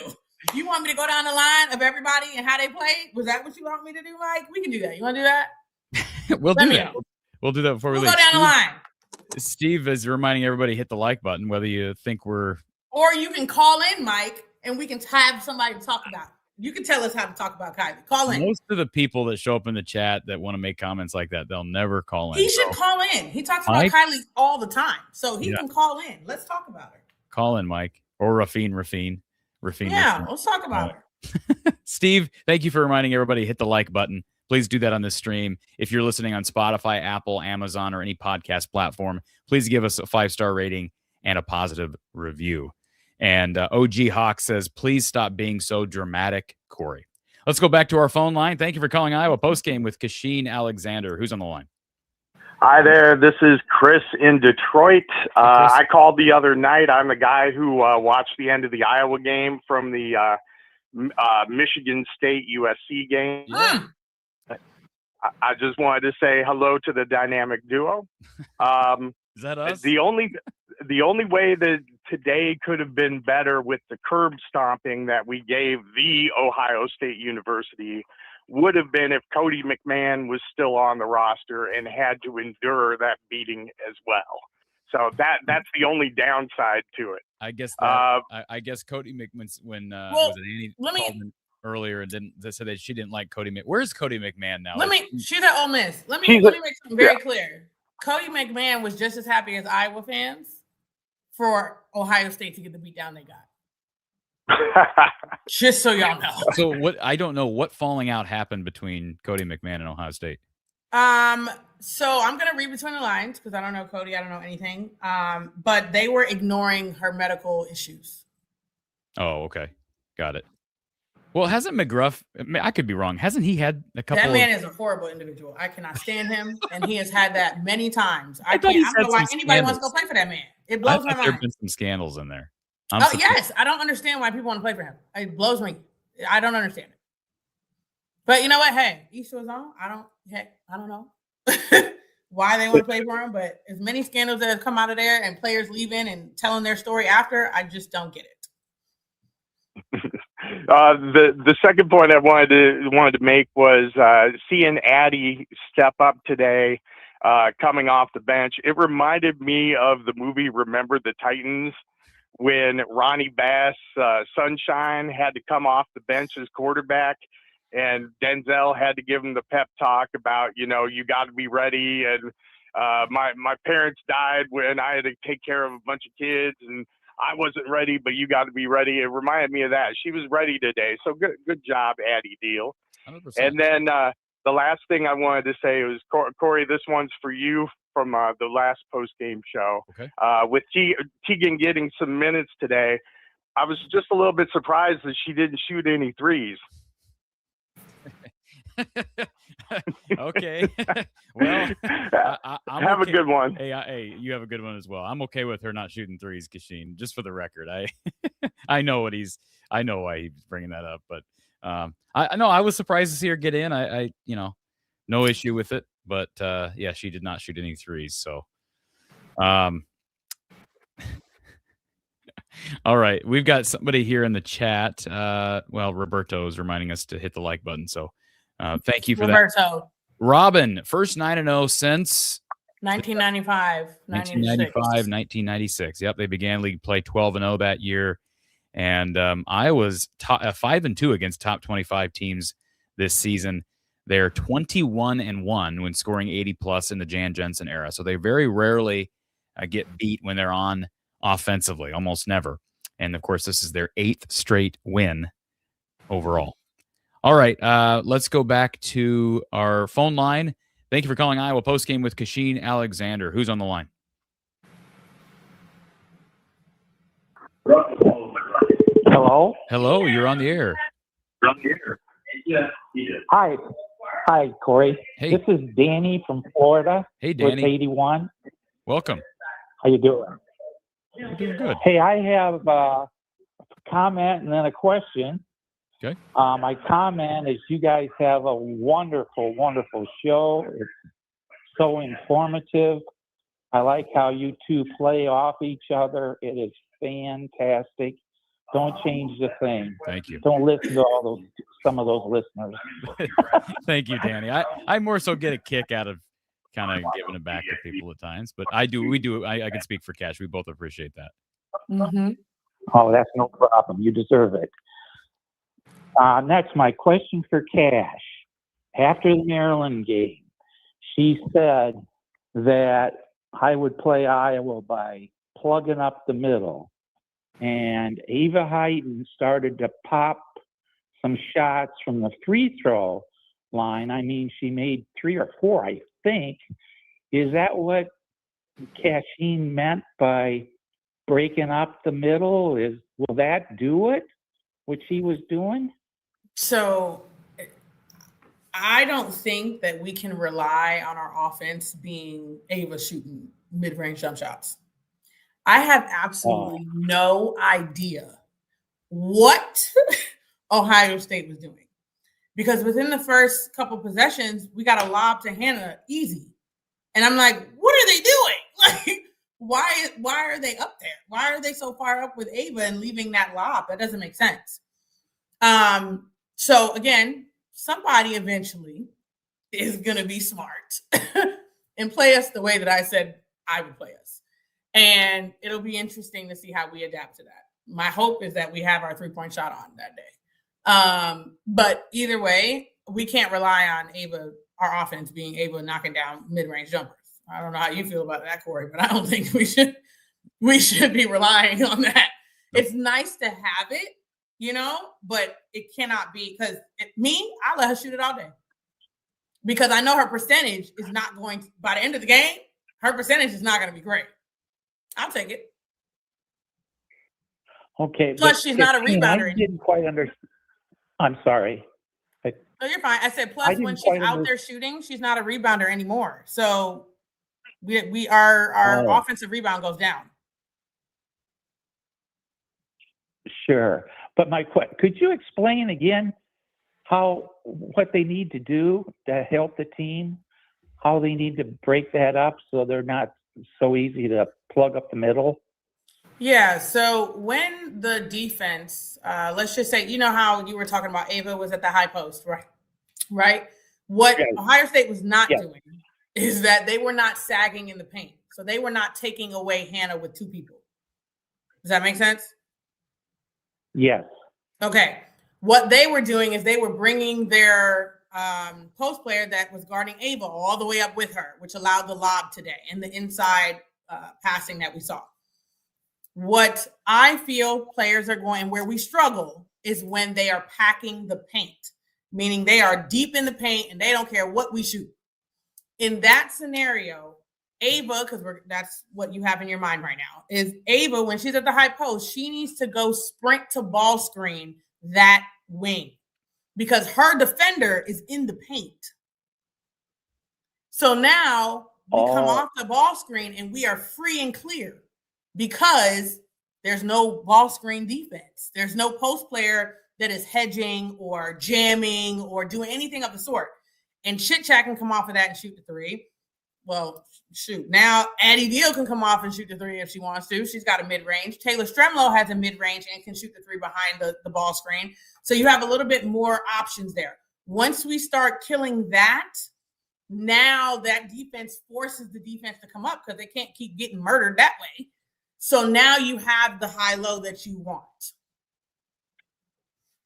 Oh, well, thank you for explaining that. That makes sense. You're welcome. Thank you so much. Mm-hmm. Anything else, Danny? No. It's 81 degrees here. What part of Florida? Bradenton, just south of Tampa. Yeah. I got family in Sarasota, so I'm jealous. Yeah, but you don't get hurricanes. That's true. There's give and take either way. So, Danny, appreciate you calling in. Hope you continue watching the Hawks and watching the show. Oh, I will. Thank you so much. Thank you, sir. Appreciate the call. All right. Our phone line, we have one more caller on. We'll try to get to anybody else that calls in here as we wrap things up. We've got our user in the chat. Like and subscribe. Yes, I always talk about liking the video, but if you've not subscribed to the channel, what are you waiting for? Content around the clock. Post. What is that? I wanted to see if you can see it. You can't see it. Don't worry about it.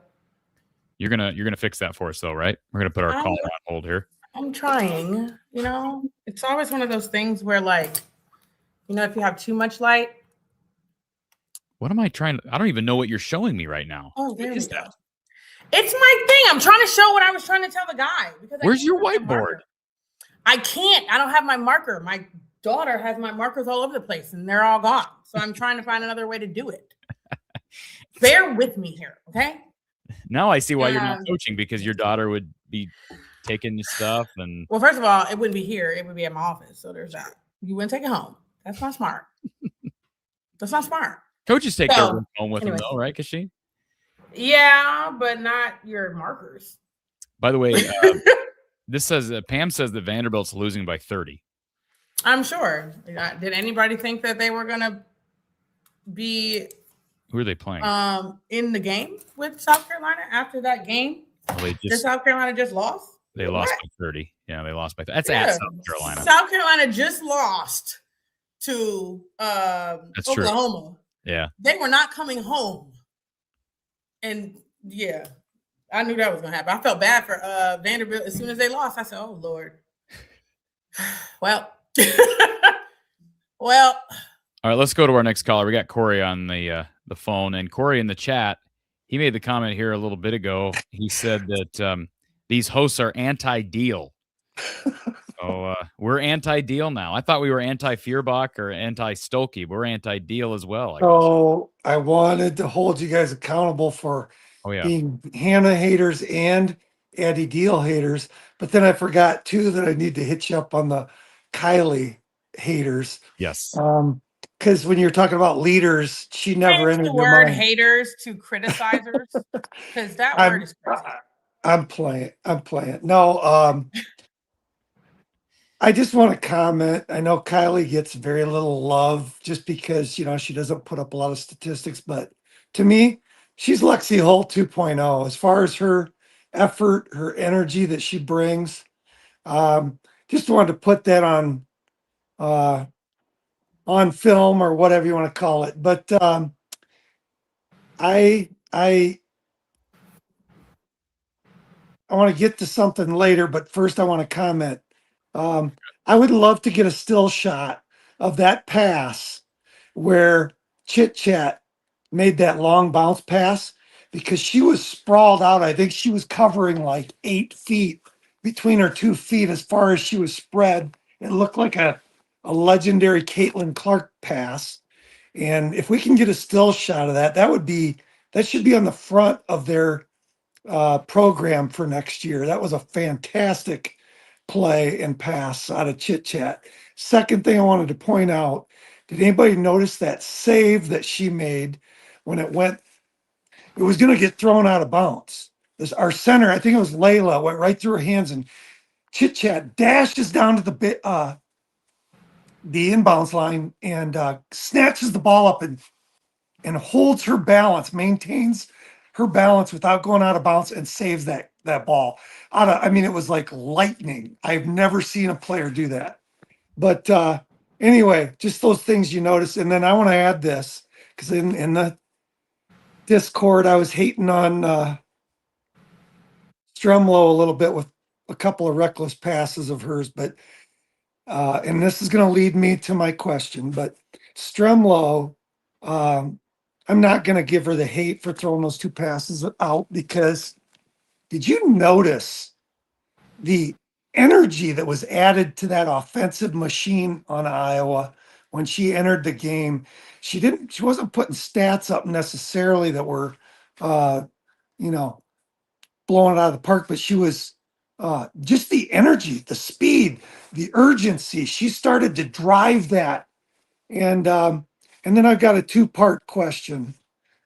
First off is that offense was different today, Cash. There was multiple actions going on at the same time. I didn't notice what it was, but you had multiple cutters going simultaneously on each side of the lane more than once. I don't know if you noticed it, but I noticed it. I don't know what was going on or if someone was out of position, but there was a lot of action, a lot more action today than what we've been seeing. So what have you noticed? What did you notice that was different with the offense today? And then secondly, when you look at Cash, you talk about that 6th person coming in to spark and give energy.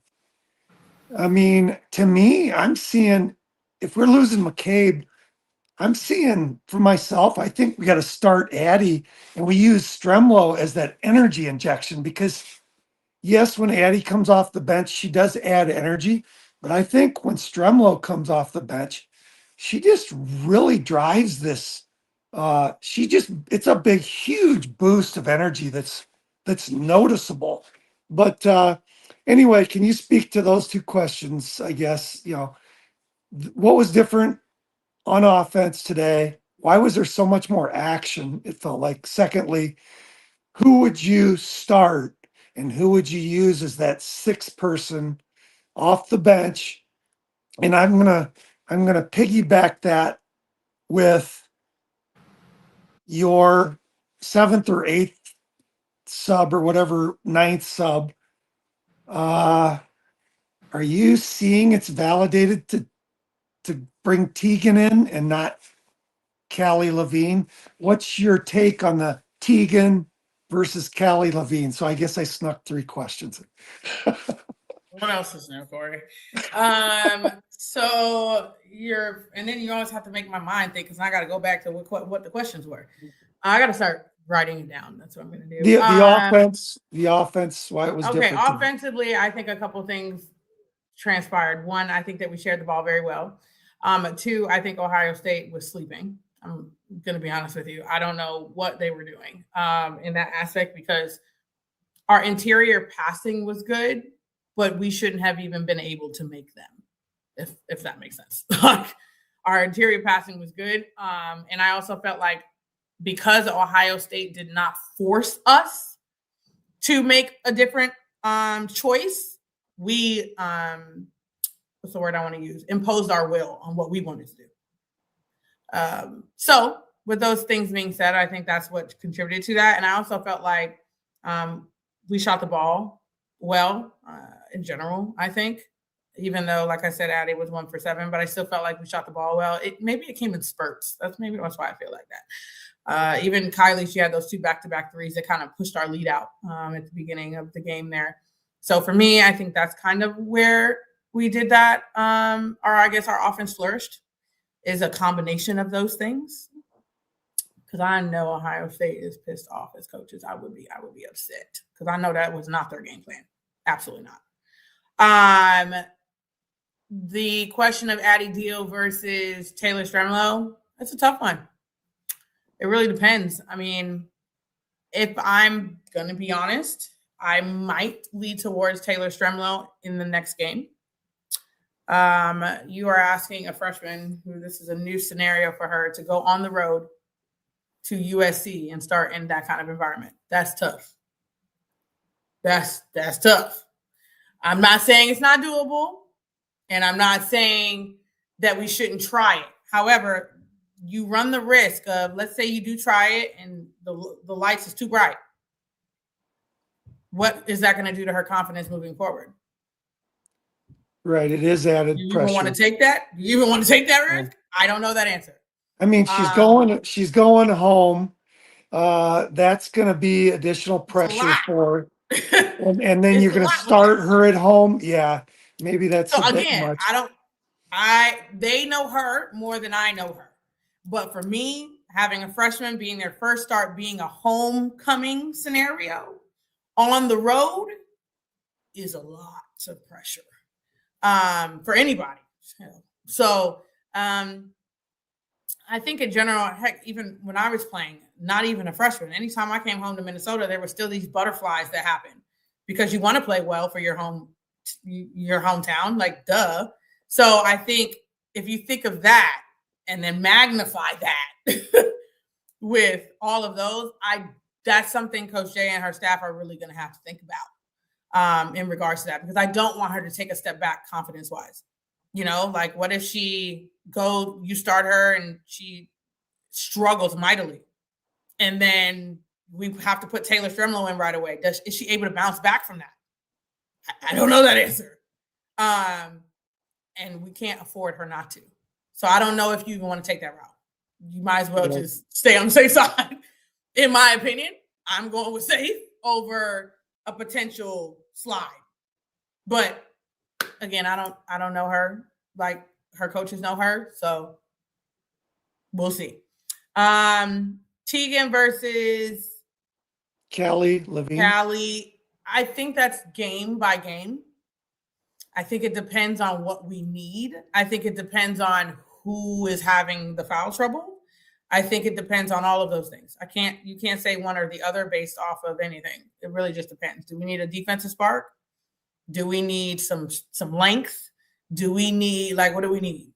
Neither one of them are like real 3-point shooters. So, I mean, you kind of, hey, let's see who does what. But it really just depends on what we need in that game versus who I would play. Yeah, it's if we could get the Teagan of her early career of her freshman year, when she was hitting threes, Then it would be maybe Teagan. you know, she's got a little bit more size maybe than Callie, down low, but she's kind of a defensive liability. If it's someone quick, maybe you'd want Callie covering them on defense. I guess while I've got the chance now, I'm going to sneak in another question. Who said you had the chance? Go ahead. One more. You didn't cut me off. So is it just experience? Is someone just born with the hands they're born with? What's going on with Layla Hayes and her ability or her struggles with getting those post passes? The low passes, it seems like Ava's able to snag them, but Layla's not. The passes in general just seems like Layla fumbles the ball a little bit more often than an Ava. Is that just reps? Is it practice? Is it game reps? Is it just going to be the nature of her, kind of like an O'Grady didn't quite have the hands that Sonano had? Or what's your take on what you're seeing with Layla Hayes? Or are we just projecting too far too early with her? I think Thanks, Corey. Layla's issue, I wouldn't even say is her hands. I think Layla's issue is she's not mobile. She doesn't bend. So I think most of her issues is that. In regards to, how, I always used to joke back in the day about post players, they don't move below the hips scenario. It's so slow. Everything, it's like this, of her getting the ball, and it's happening way too fast. And I don't know if that can be rectified fully. She's never going to be Ava, because Ava is a bouncy 5 player. We've said this since we saw her freshman year. They're never going to be even remotely close. I do think she will get better because as a post player, things are happening so much faster than what they're used to. That's usually the hardest. I've said that before, but that's the hardest transition as a freshman is post players. So she will get better, but it's not going to be on the level of Ava or even remotely close. So I would think of more. Why am I drawing a blank on her name from last year? What's her name? Oh my gosh. Addie O'Grady? Yeah, that's it. Addie O'Grady. I would think more her, honestly. I remember from her junior year to her senior year, we felt like she became a little bit more stable, a little bit more, slightly bit mobile, because I think she was stronger.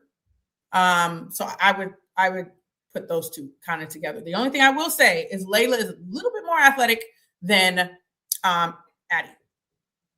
Yes, she is. For sure. I agree, 100%. So I would say that for sure. Courtney agrees with you. Start Strim against South Carolina. It will build her confidence and keep Addie hungry. Okay, and let's see here. I see people dropping these in the comments section. Prayers for the McCabe family. Her and her younger sister. If you're just tuning in, Justin Miller, who's a podcaster for Drake, tweeted out here a little bit ago that Peyton McCabe, the younger sister of Taylor McCabe, also went down with a lower leg injury, and I don't believe she has returned. GRB, I think this is the super chat from earlier that we didn't get with the actual donation. The whole team is really coming together in a big way. It's awesome to see. So thank you, GRB. David says 2 games ago, all the McCabe haters were out in full force. Last game, all the Stremlow haters were in the chat. Are any of you brave enough to actually back up your positions now? I am. I don't think he was talking about you. Okay. OG Hawk says that Corey will be. You don't even know how to spell my name, so I'm not going to read your comment. War Dog, why did Jensen sub out Hannah for Journey with 3 minutes left? My assumption is that she wanted to rest her before the end of the quarter, is my assumption. But I do know in my mindset at that point, I kind of felt the same in the sense of well, we're like on a roll right now. Don't stop it. Like it's 3 minutes left. She can make 3 minutes. So I'm with you. But I do think that maybe that's what she was thinking. We had a good enough lead that she felt like we would be okay. And usually Journey is never going to take away anything from us. So yeah. Bo, thank you for the super chat. Strimlo played some pesky defense. Absolutely. Courtney says, Corey, you said if we went 1-1 this week, it'd be a positive. Hawks went 2-0, looking more and more like a true top 10 team. Would not. Huge wins. Yeah, absolutely, Courtney. Thank you for the comment. Jim says, a good story about Big Grove. My son, his friend, and I flew into Iowa City for the Penn State football game, and the manager at the Cedar Rapids facility gave us a 12-pack of IPAs, then a 6-pack. Great stuff. Yeah, they're good people over at Big Grove. We appreciate them. Courtney says, Cash, what are the red shirt rules? Oh, hold on. See, I got her muted in time. How about that? I got her muted in time. Do they come 2 at a time, or are they just singles? No, I'm a one-time girl. Yeah, red shirt rules. I mean, if you play in the regular season, unfortunately, with the current rules, it's not like football where you can play a portion of it. You have to request a medical. It's got to be a medical. So if we're talking about a medical red shirt, that's different than a regular red shirt, right? I mean, if you play any of the regular season, you can't red shirt. Now, a medical hardship waiver, it's got to be like a percentage of games. 33%. 33%. So if you miss 66% of the season, right? Correct. And she's way past that. She's way past that. Yeah. So that is why her season's over. And her career. If what we think is true. Yep. Her career at Iowa is finished. Jacobra Cat says, thoughts on this lineup: Wright, Deal, Houston, Hannah, and Hayden. I would be a little bit so we're setting Feuerbach? Is that the deal? I don't like it. Because we got 3 non-shooters in that, and I don't like that. Yeah, where's the perimeter defense too? Facts. You're gonna get Hannah can guard anybody. Yeah, but Hannah can guard 1 through 5. People are gonna drive by this team. They're gonna be straight line shots to the basket all day. So straight line drives to the basket. War Dog says, acknowledge the fact that Iowa had their best night on offense against a tough team. Okay, acknowledged. David, Acknowledged. Yes. Please hit the thumbs up button. Courtney says, Cash, what would your new starting lineup be without McCabe? I think we answered this. Yep. At least maybe for the trip out to California. And Hawkeyes 2133. Do you guys think Jan went to Ben McCollum for help on breaking the press? I doubt it, but it kind of just. I'm sure she went to somebody. Yeah. And Brian says Hannah and Iowa really benefited from Kitts being injured. I don't know how much you watched of Kitts, but what did we miss today from height? They had 4 guards. Like they were playing 4 guards, and their guards were guarding Hannah, and Hannah knew it. Maybe that's why she was posting up so hard. I'm good with that either way, but of course we were bigger. And I think that helped with our inside game, which is why I still don't understand the game plan from Ohio State. You're smaller. First of all, y'all probably should have stayed in the zone. But either way, there's so many different things I can talk about as far as Ohio State's purpose. Like, it made absolutely no sense, their game plan of any sort. But good for us.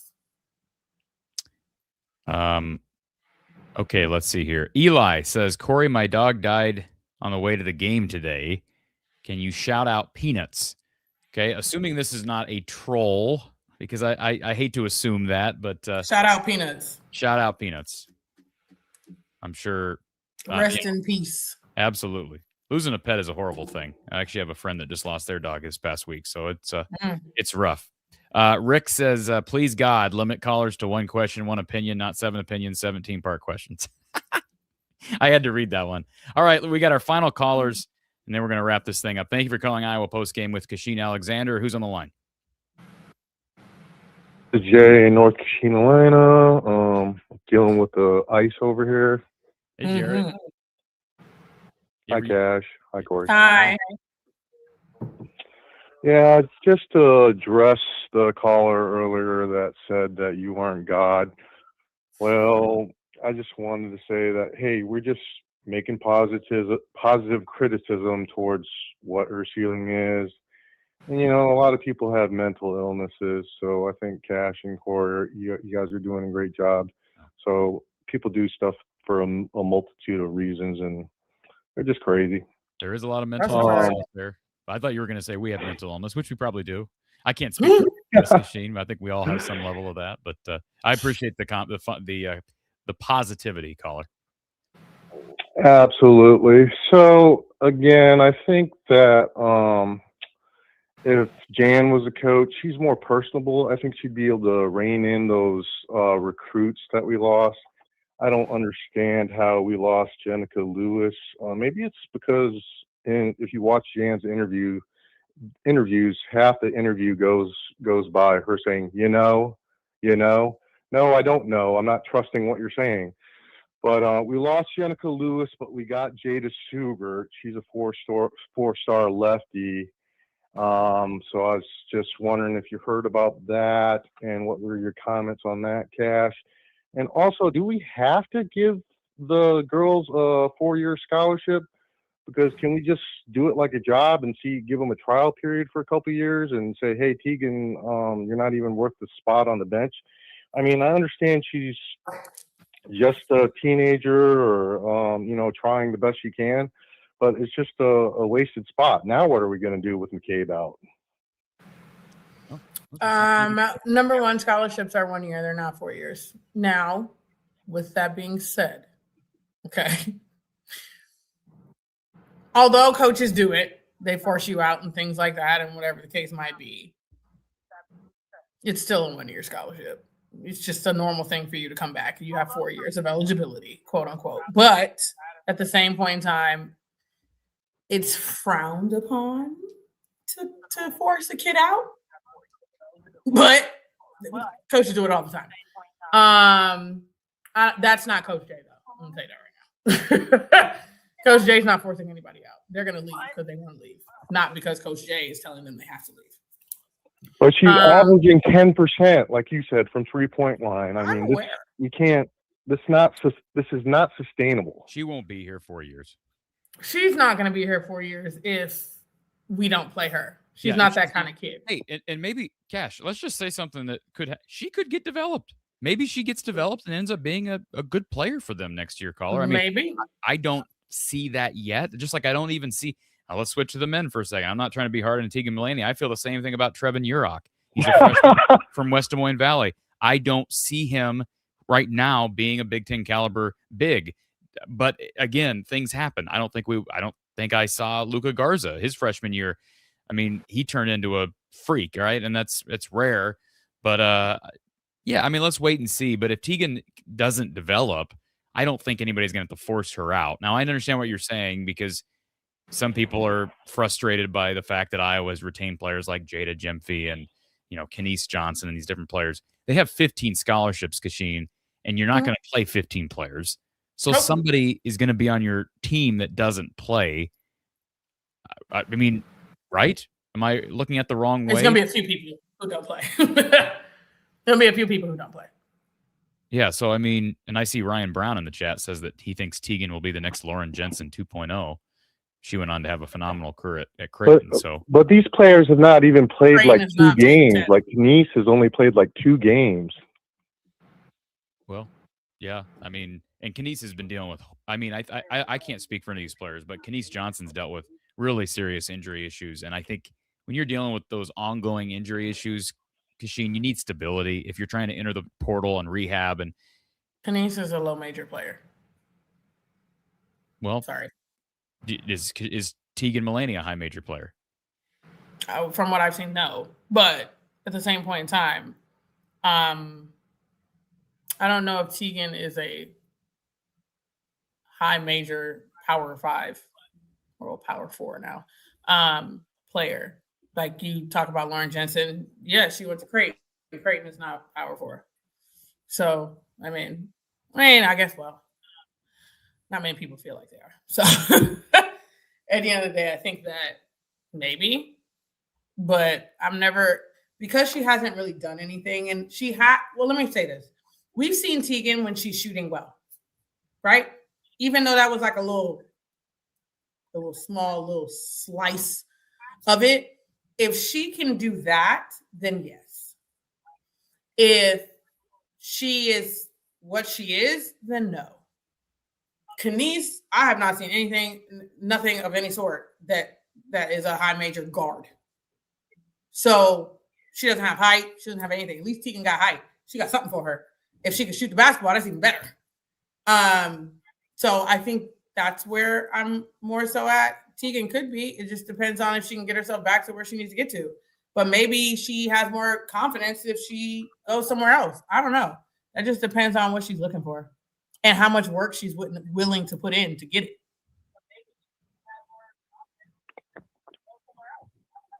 Correct.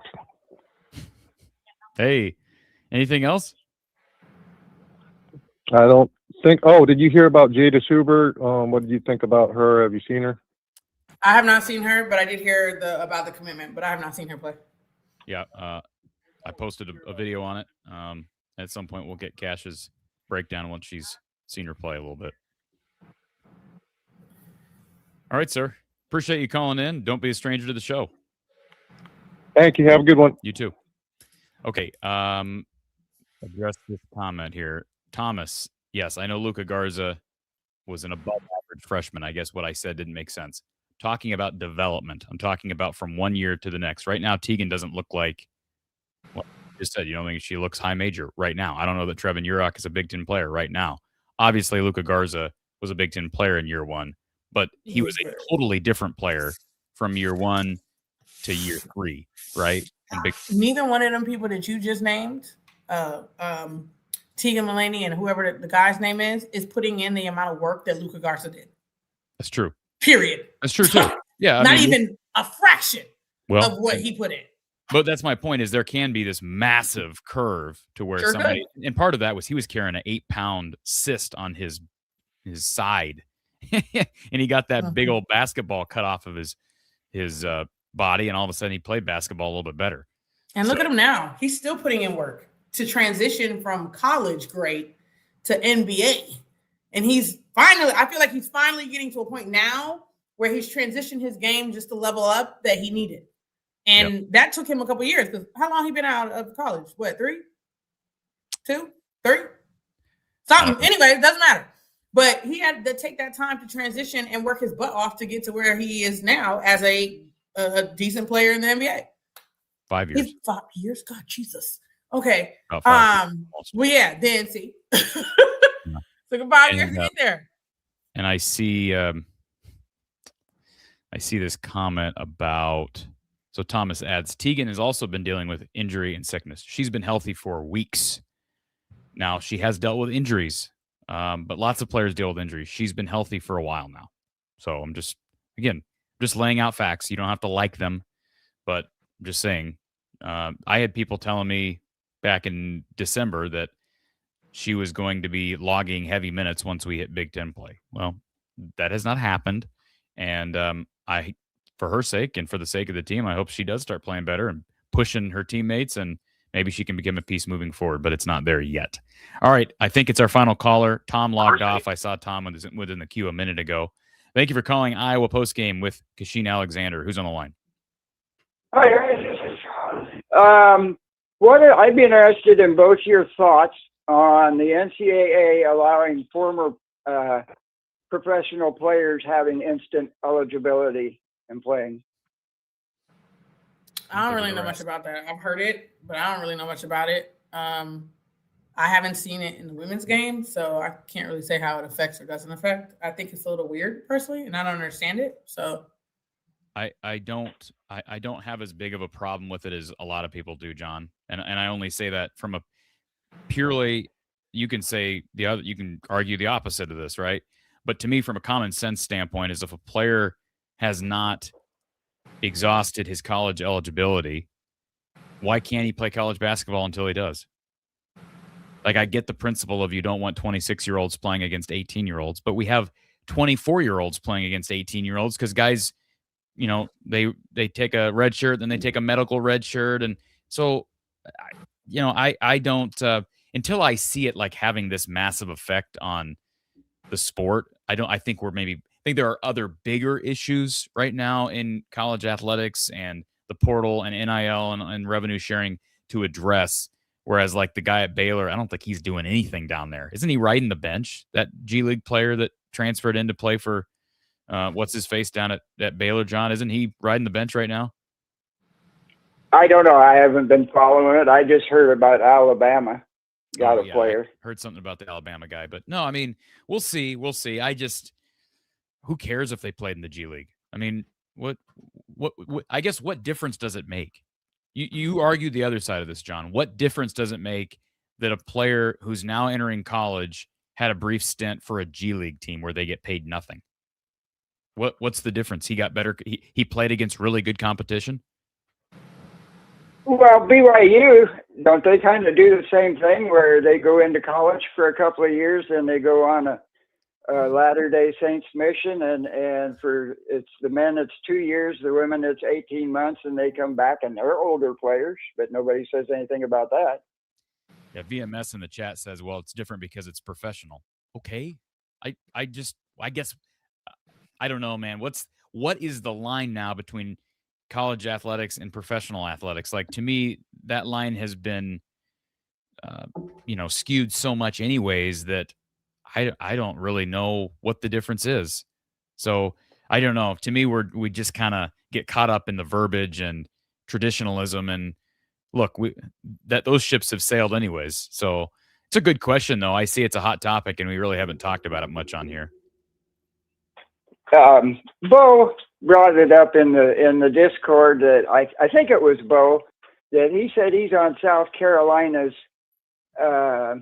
Discord and that they want chit chat. How much concern should we have that in the off season somebody comes in with a bag of cash and tries to take chit chat from us?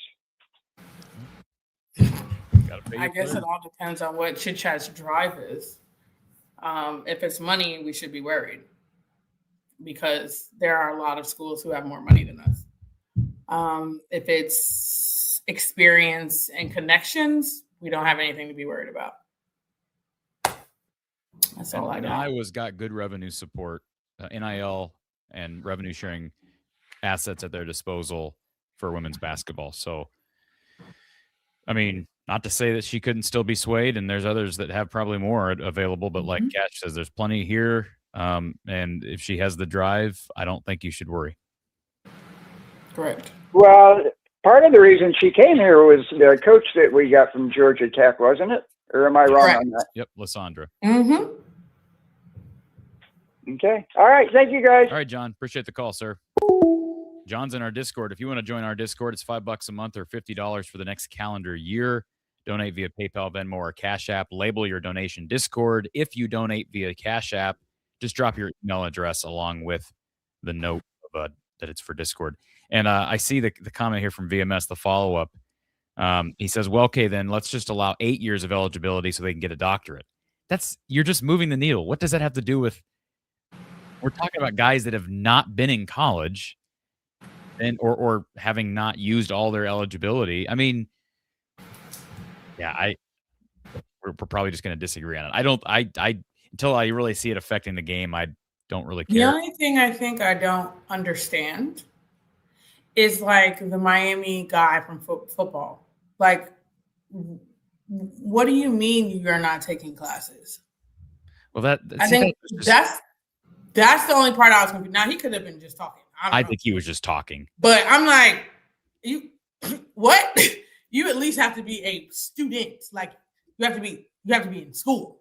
I don't care if it's master's, doctorate, it don't matter what you're getting. But you have to be doing something. So, because you have to be enrolled in the school. So that's why I was a little confused about that. And I was like, maybe he's kidding, because I know we ain't reached that level of professionalism in the college athletics yet. No, I think he was just kidding. I heard that comment as well. I just think he's talking. He probably got a talking to from school officials after that was said. Yeah, because they're like, what? Why would you say that? By the way, because I've had some people complain about VMS's name. It's not what you think. It's not what you think. So I know it looks like something that you draw conclusions on. It's not what you think. I forgot what he said or how he explained it. I'm not going to try to explain, but he'll probably share it with you if you're curious, if you're nice. Yeah. All right. Courtney says, Cash, what do we need to do to contend with UCLA, and can it even be done? I don't feel good about that game. I never felt good about that game. But our interior is our strong suit. And they got a 6'7" girl in the paint. Hannah don't score well over 6'7". She don't score well over 6'1". So I'm a little nervous about that game. Our outside shooting has to be really good. Our outside shooting has to be really good, and we have got to keep them to one and done. We got to keep old girl off the boards. We got to gang rebound. Like, everybody got to be in there, because it's the only way that we have an opportunity in this scenario. Because unless UCLA has a mental situation in that game and doesn't do what their coaches tell them to do, which happens, it's going to be a tough night interior for us. Yes. And 27 Sam 80 says, do you think Jan is planning on redshirting Emily? Well, I don't know how many games she's played, and I don't remember. Well, she hasn't played the 33%. So okay, I was like, I don't even remember when she got hurt at this point. Now, can she come back and play a little at the end as long as she doesn't pass 33? Nope. It has to be the injury that you got out before. What? So, for example, right? Let's say you have an injury, you sit out for this injury, and then you come back from the injury, you're no longer a medical redshirt because you came back from the injury. Does that make sense? Even if you played the last 3 games or whatever the case is, you came back, so you're not medically redshirted. Which is very interesting kind of concept, but yeah. It's funny because in football, a regular red shirt in football, up until this new thing just passed, you can play in 4 games, and they can be at any point in the season. And I don't believe a bowl game even counts. You can play in a bowl game, and it doesn't count against the 4. Is that the same for medical redshirt, though, or just redshirt in general? No, it's just red shirt in general. Oh, okay, yeah. I don't know what the medical red shirt for football, if that's maybe it is the same. I don't know. Robin, final question from Robin says, thoughts about the USC game Thursday? We know they're missing their best player, Juju Watkins, who's out for the year. What have you seen from this edition of the Trojans? They're a team that's they're desperate because they may not make the tournament. They're below 500 in the league right now. Okay, so they're physical. What else to look for on the road in Southern Cal? People tend to play better and shoot better in their own gym. So keeping that in mind, they still have London, she's the lefty from a transfer from UCLA. She's can go off at any point in time. I think for us, we are playing very well, so I feel good about it. We are going to have to withstand the physicality of USC. And we are not going to have the whistle because we're not at home. With physicality usually comes higher turnovers. You guys know the rest. You know what happens to us when we turn the ball over. So there's that. Not good things. Nope. But I feel good about it, though. I still feel good about it because of how we're playing and the confidence that we're playing with. I feel good about it. What's the biggest key to dealing with the situation with Taylor? We don't want to assume the worst, but if news comes back Monday that she's out for the season or at least out for the foreseeable future, what is the biggest key for this team to deal with that? And I know next man in mentality seems simple enough, but what's the key there? Well, I think we kind of got our answer in Addie. I feel like if Taylor McKay would have went down towards the beginning of the season, we would all been like, oh, hell, in that scenario, because Addie Deal was doing what she was doing at the beginning of the season. I think right now, a lot of people are a little bit like, oh, okay, next man in. Like, we feel a little bit more confident and comfortable with it. You're still missing a 40% career three-point shooter. So that matters in that aspect. But yeah, next man up, man. Maybe Taylor Stremlow had a different sense today, because I think somebody brought this up weeks ago about her maybe having a mental block of knowing that there's somebody else behind her that can come in and play over her.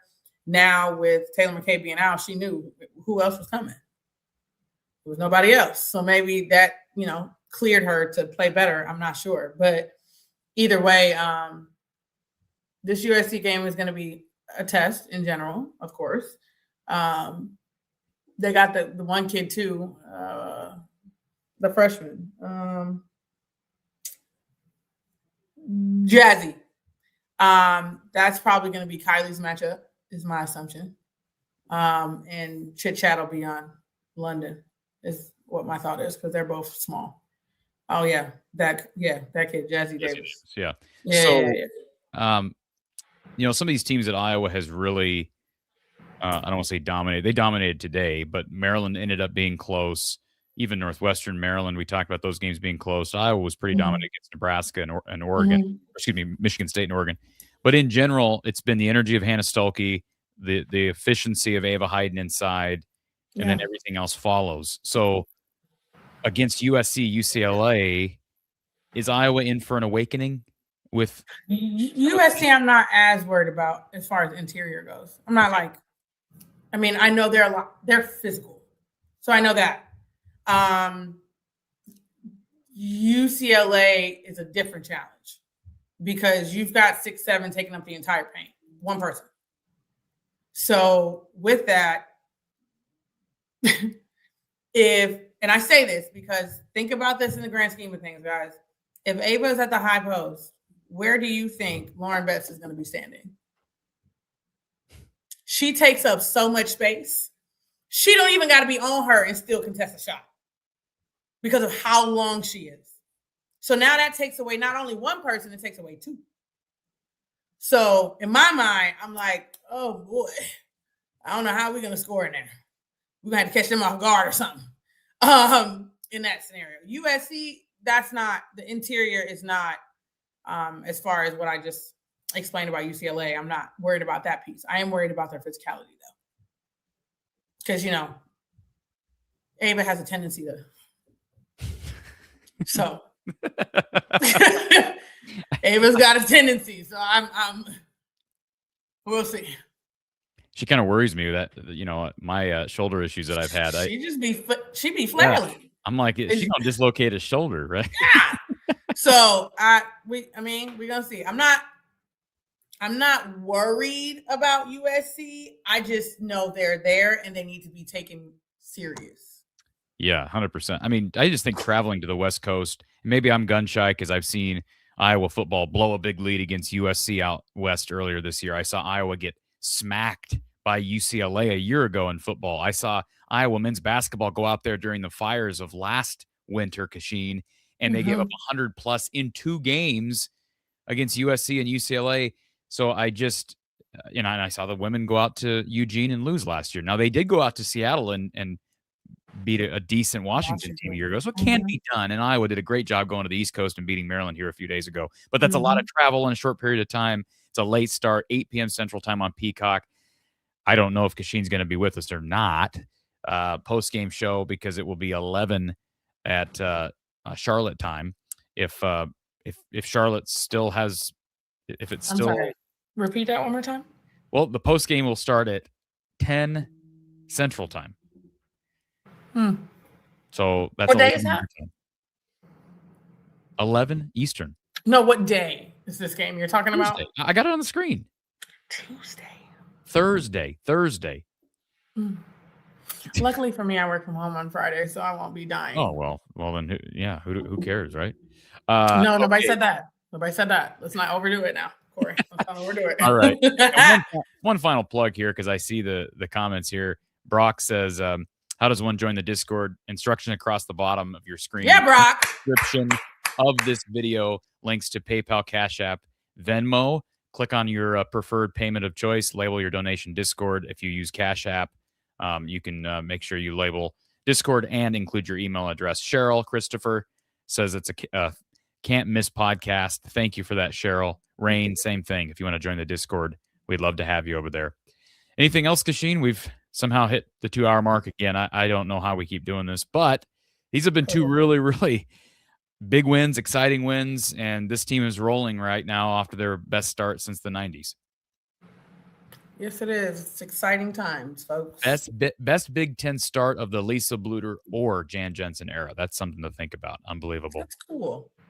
Folks, be sure you hit the thumbs up on this video. And if you're watching or listening via Spotify, Apple, iTunes, etc., be sure you give us a 5-star review, a 5-star rating there. I'll be back with more coverage for you tomorrow on football and recruiting, all of that. So subscribe. What's the men's next game? The men's game is they don't play again till Wednesday. They play. That's a good question. You had to ask me that. So they play. Oh, sorry. No, they had 7. They had like 7 days off actually. Mm. So they play. Let's see here. They play USC in Iowa City on Wednesday. Oh, that's fun. Okay, whatever. All right, folks. For Kachine Alexander, I'm Corey Brada. Go Hawks. We appreciate you being here celebrating another Hawkeye women's basketball victory, and I will talk to you tomorrow.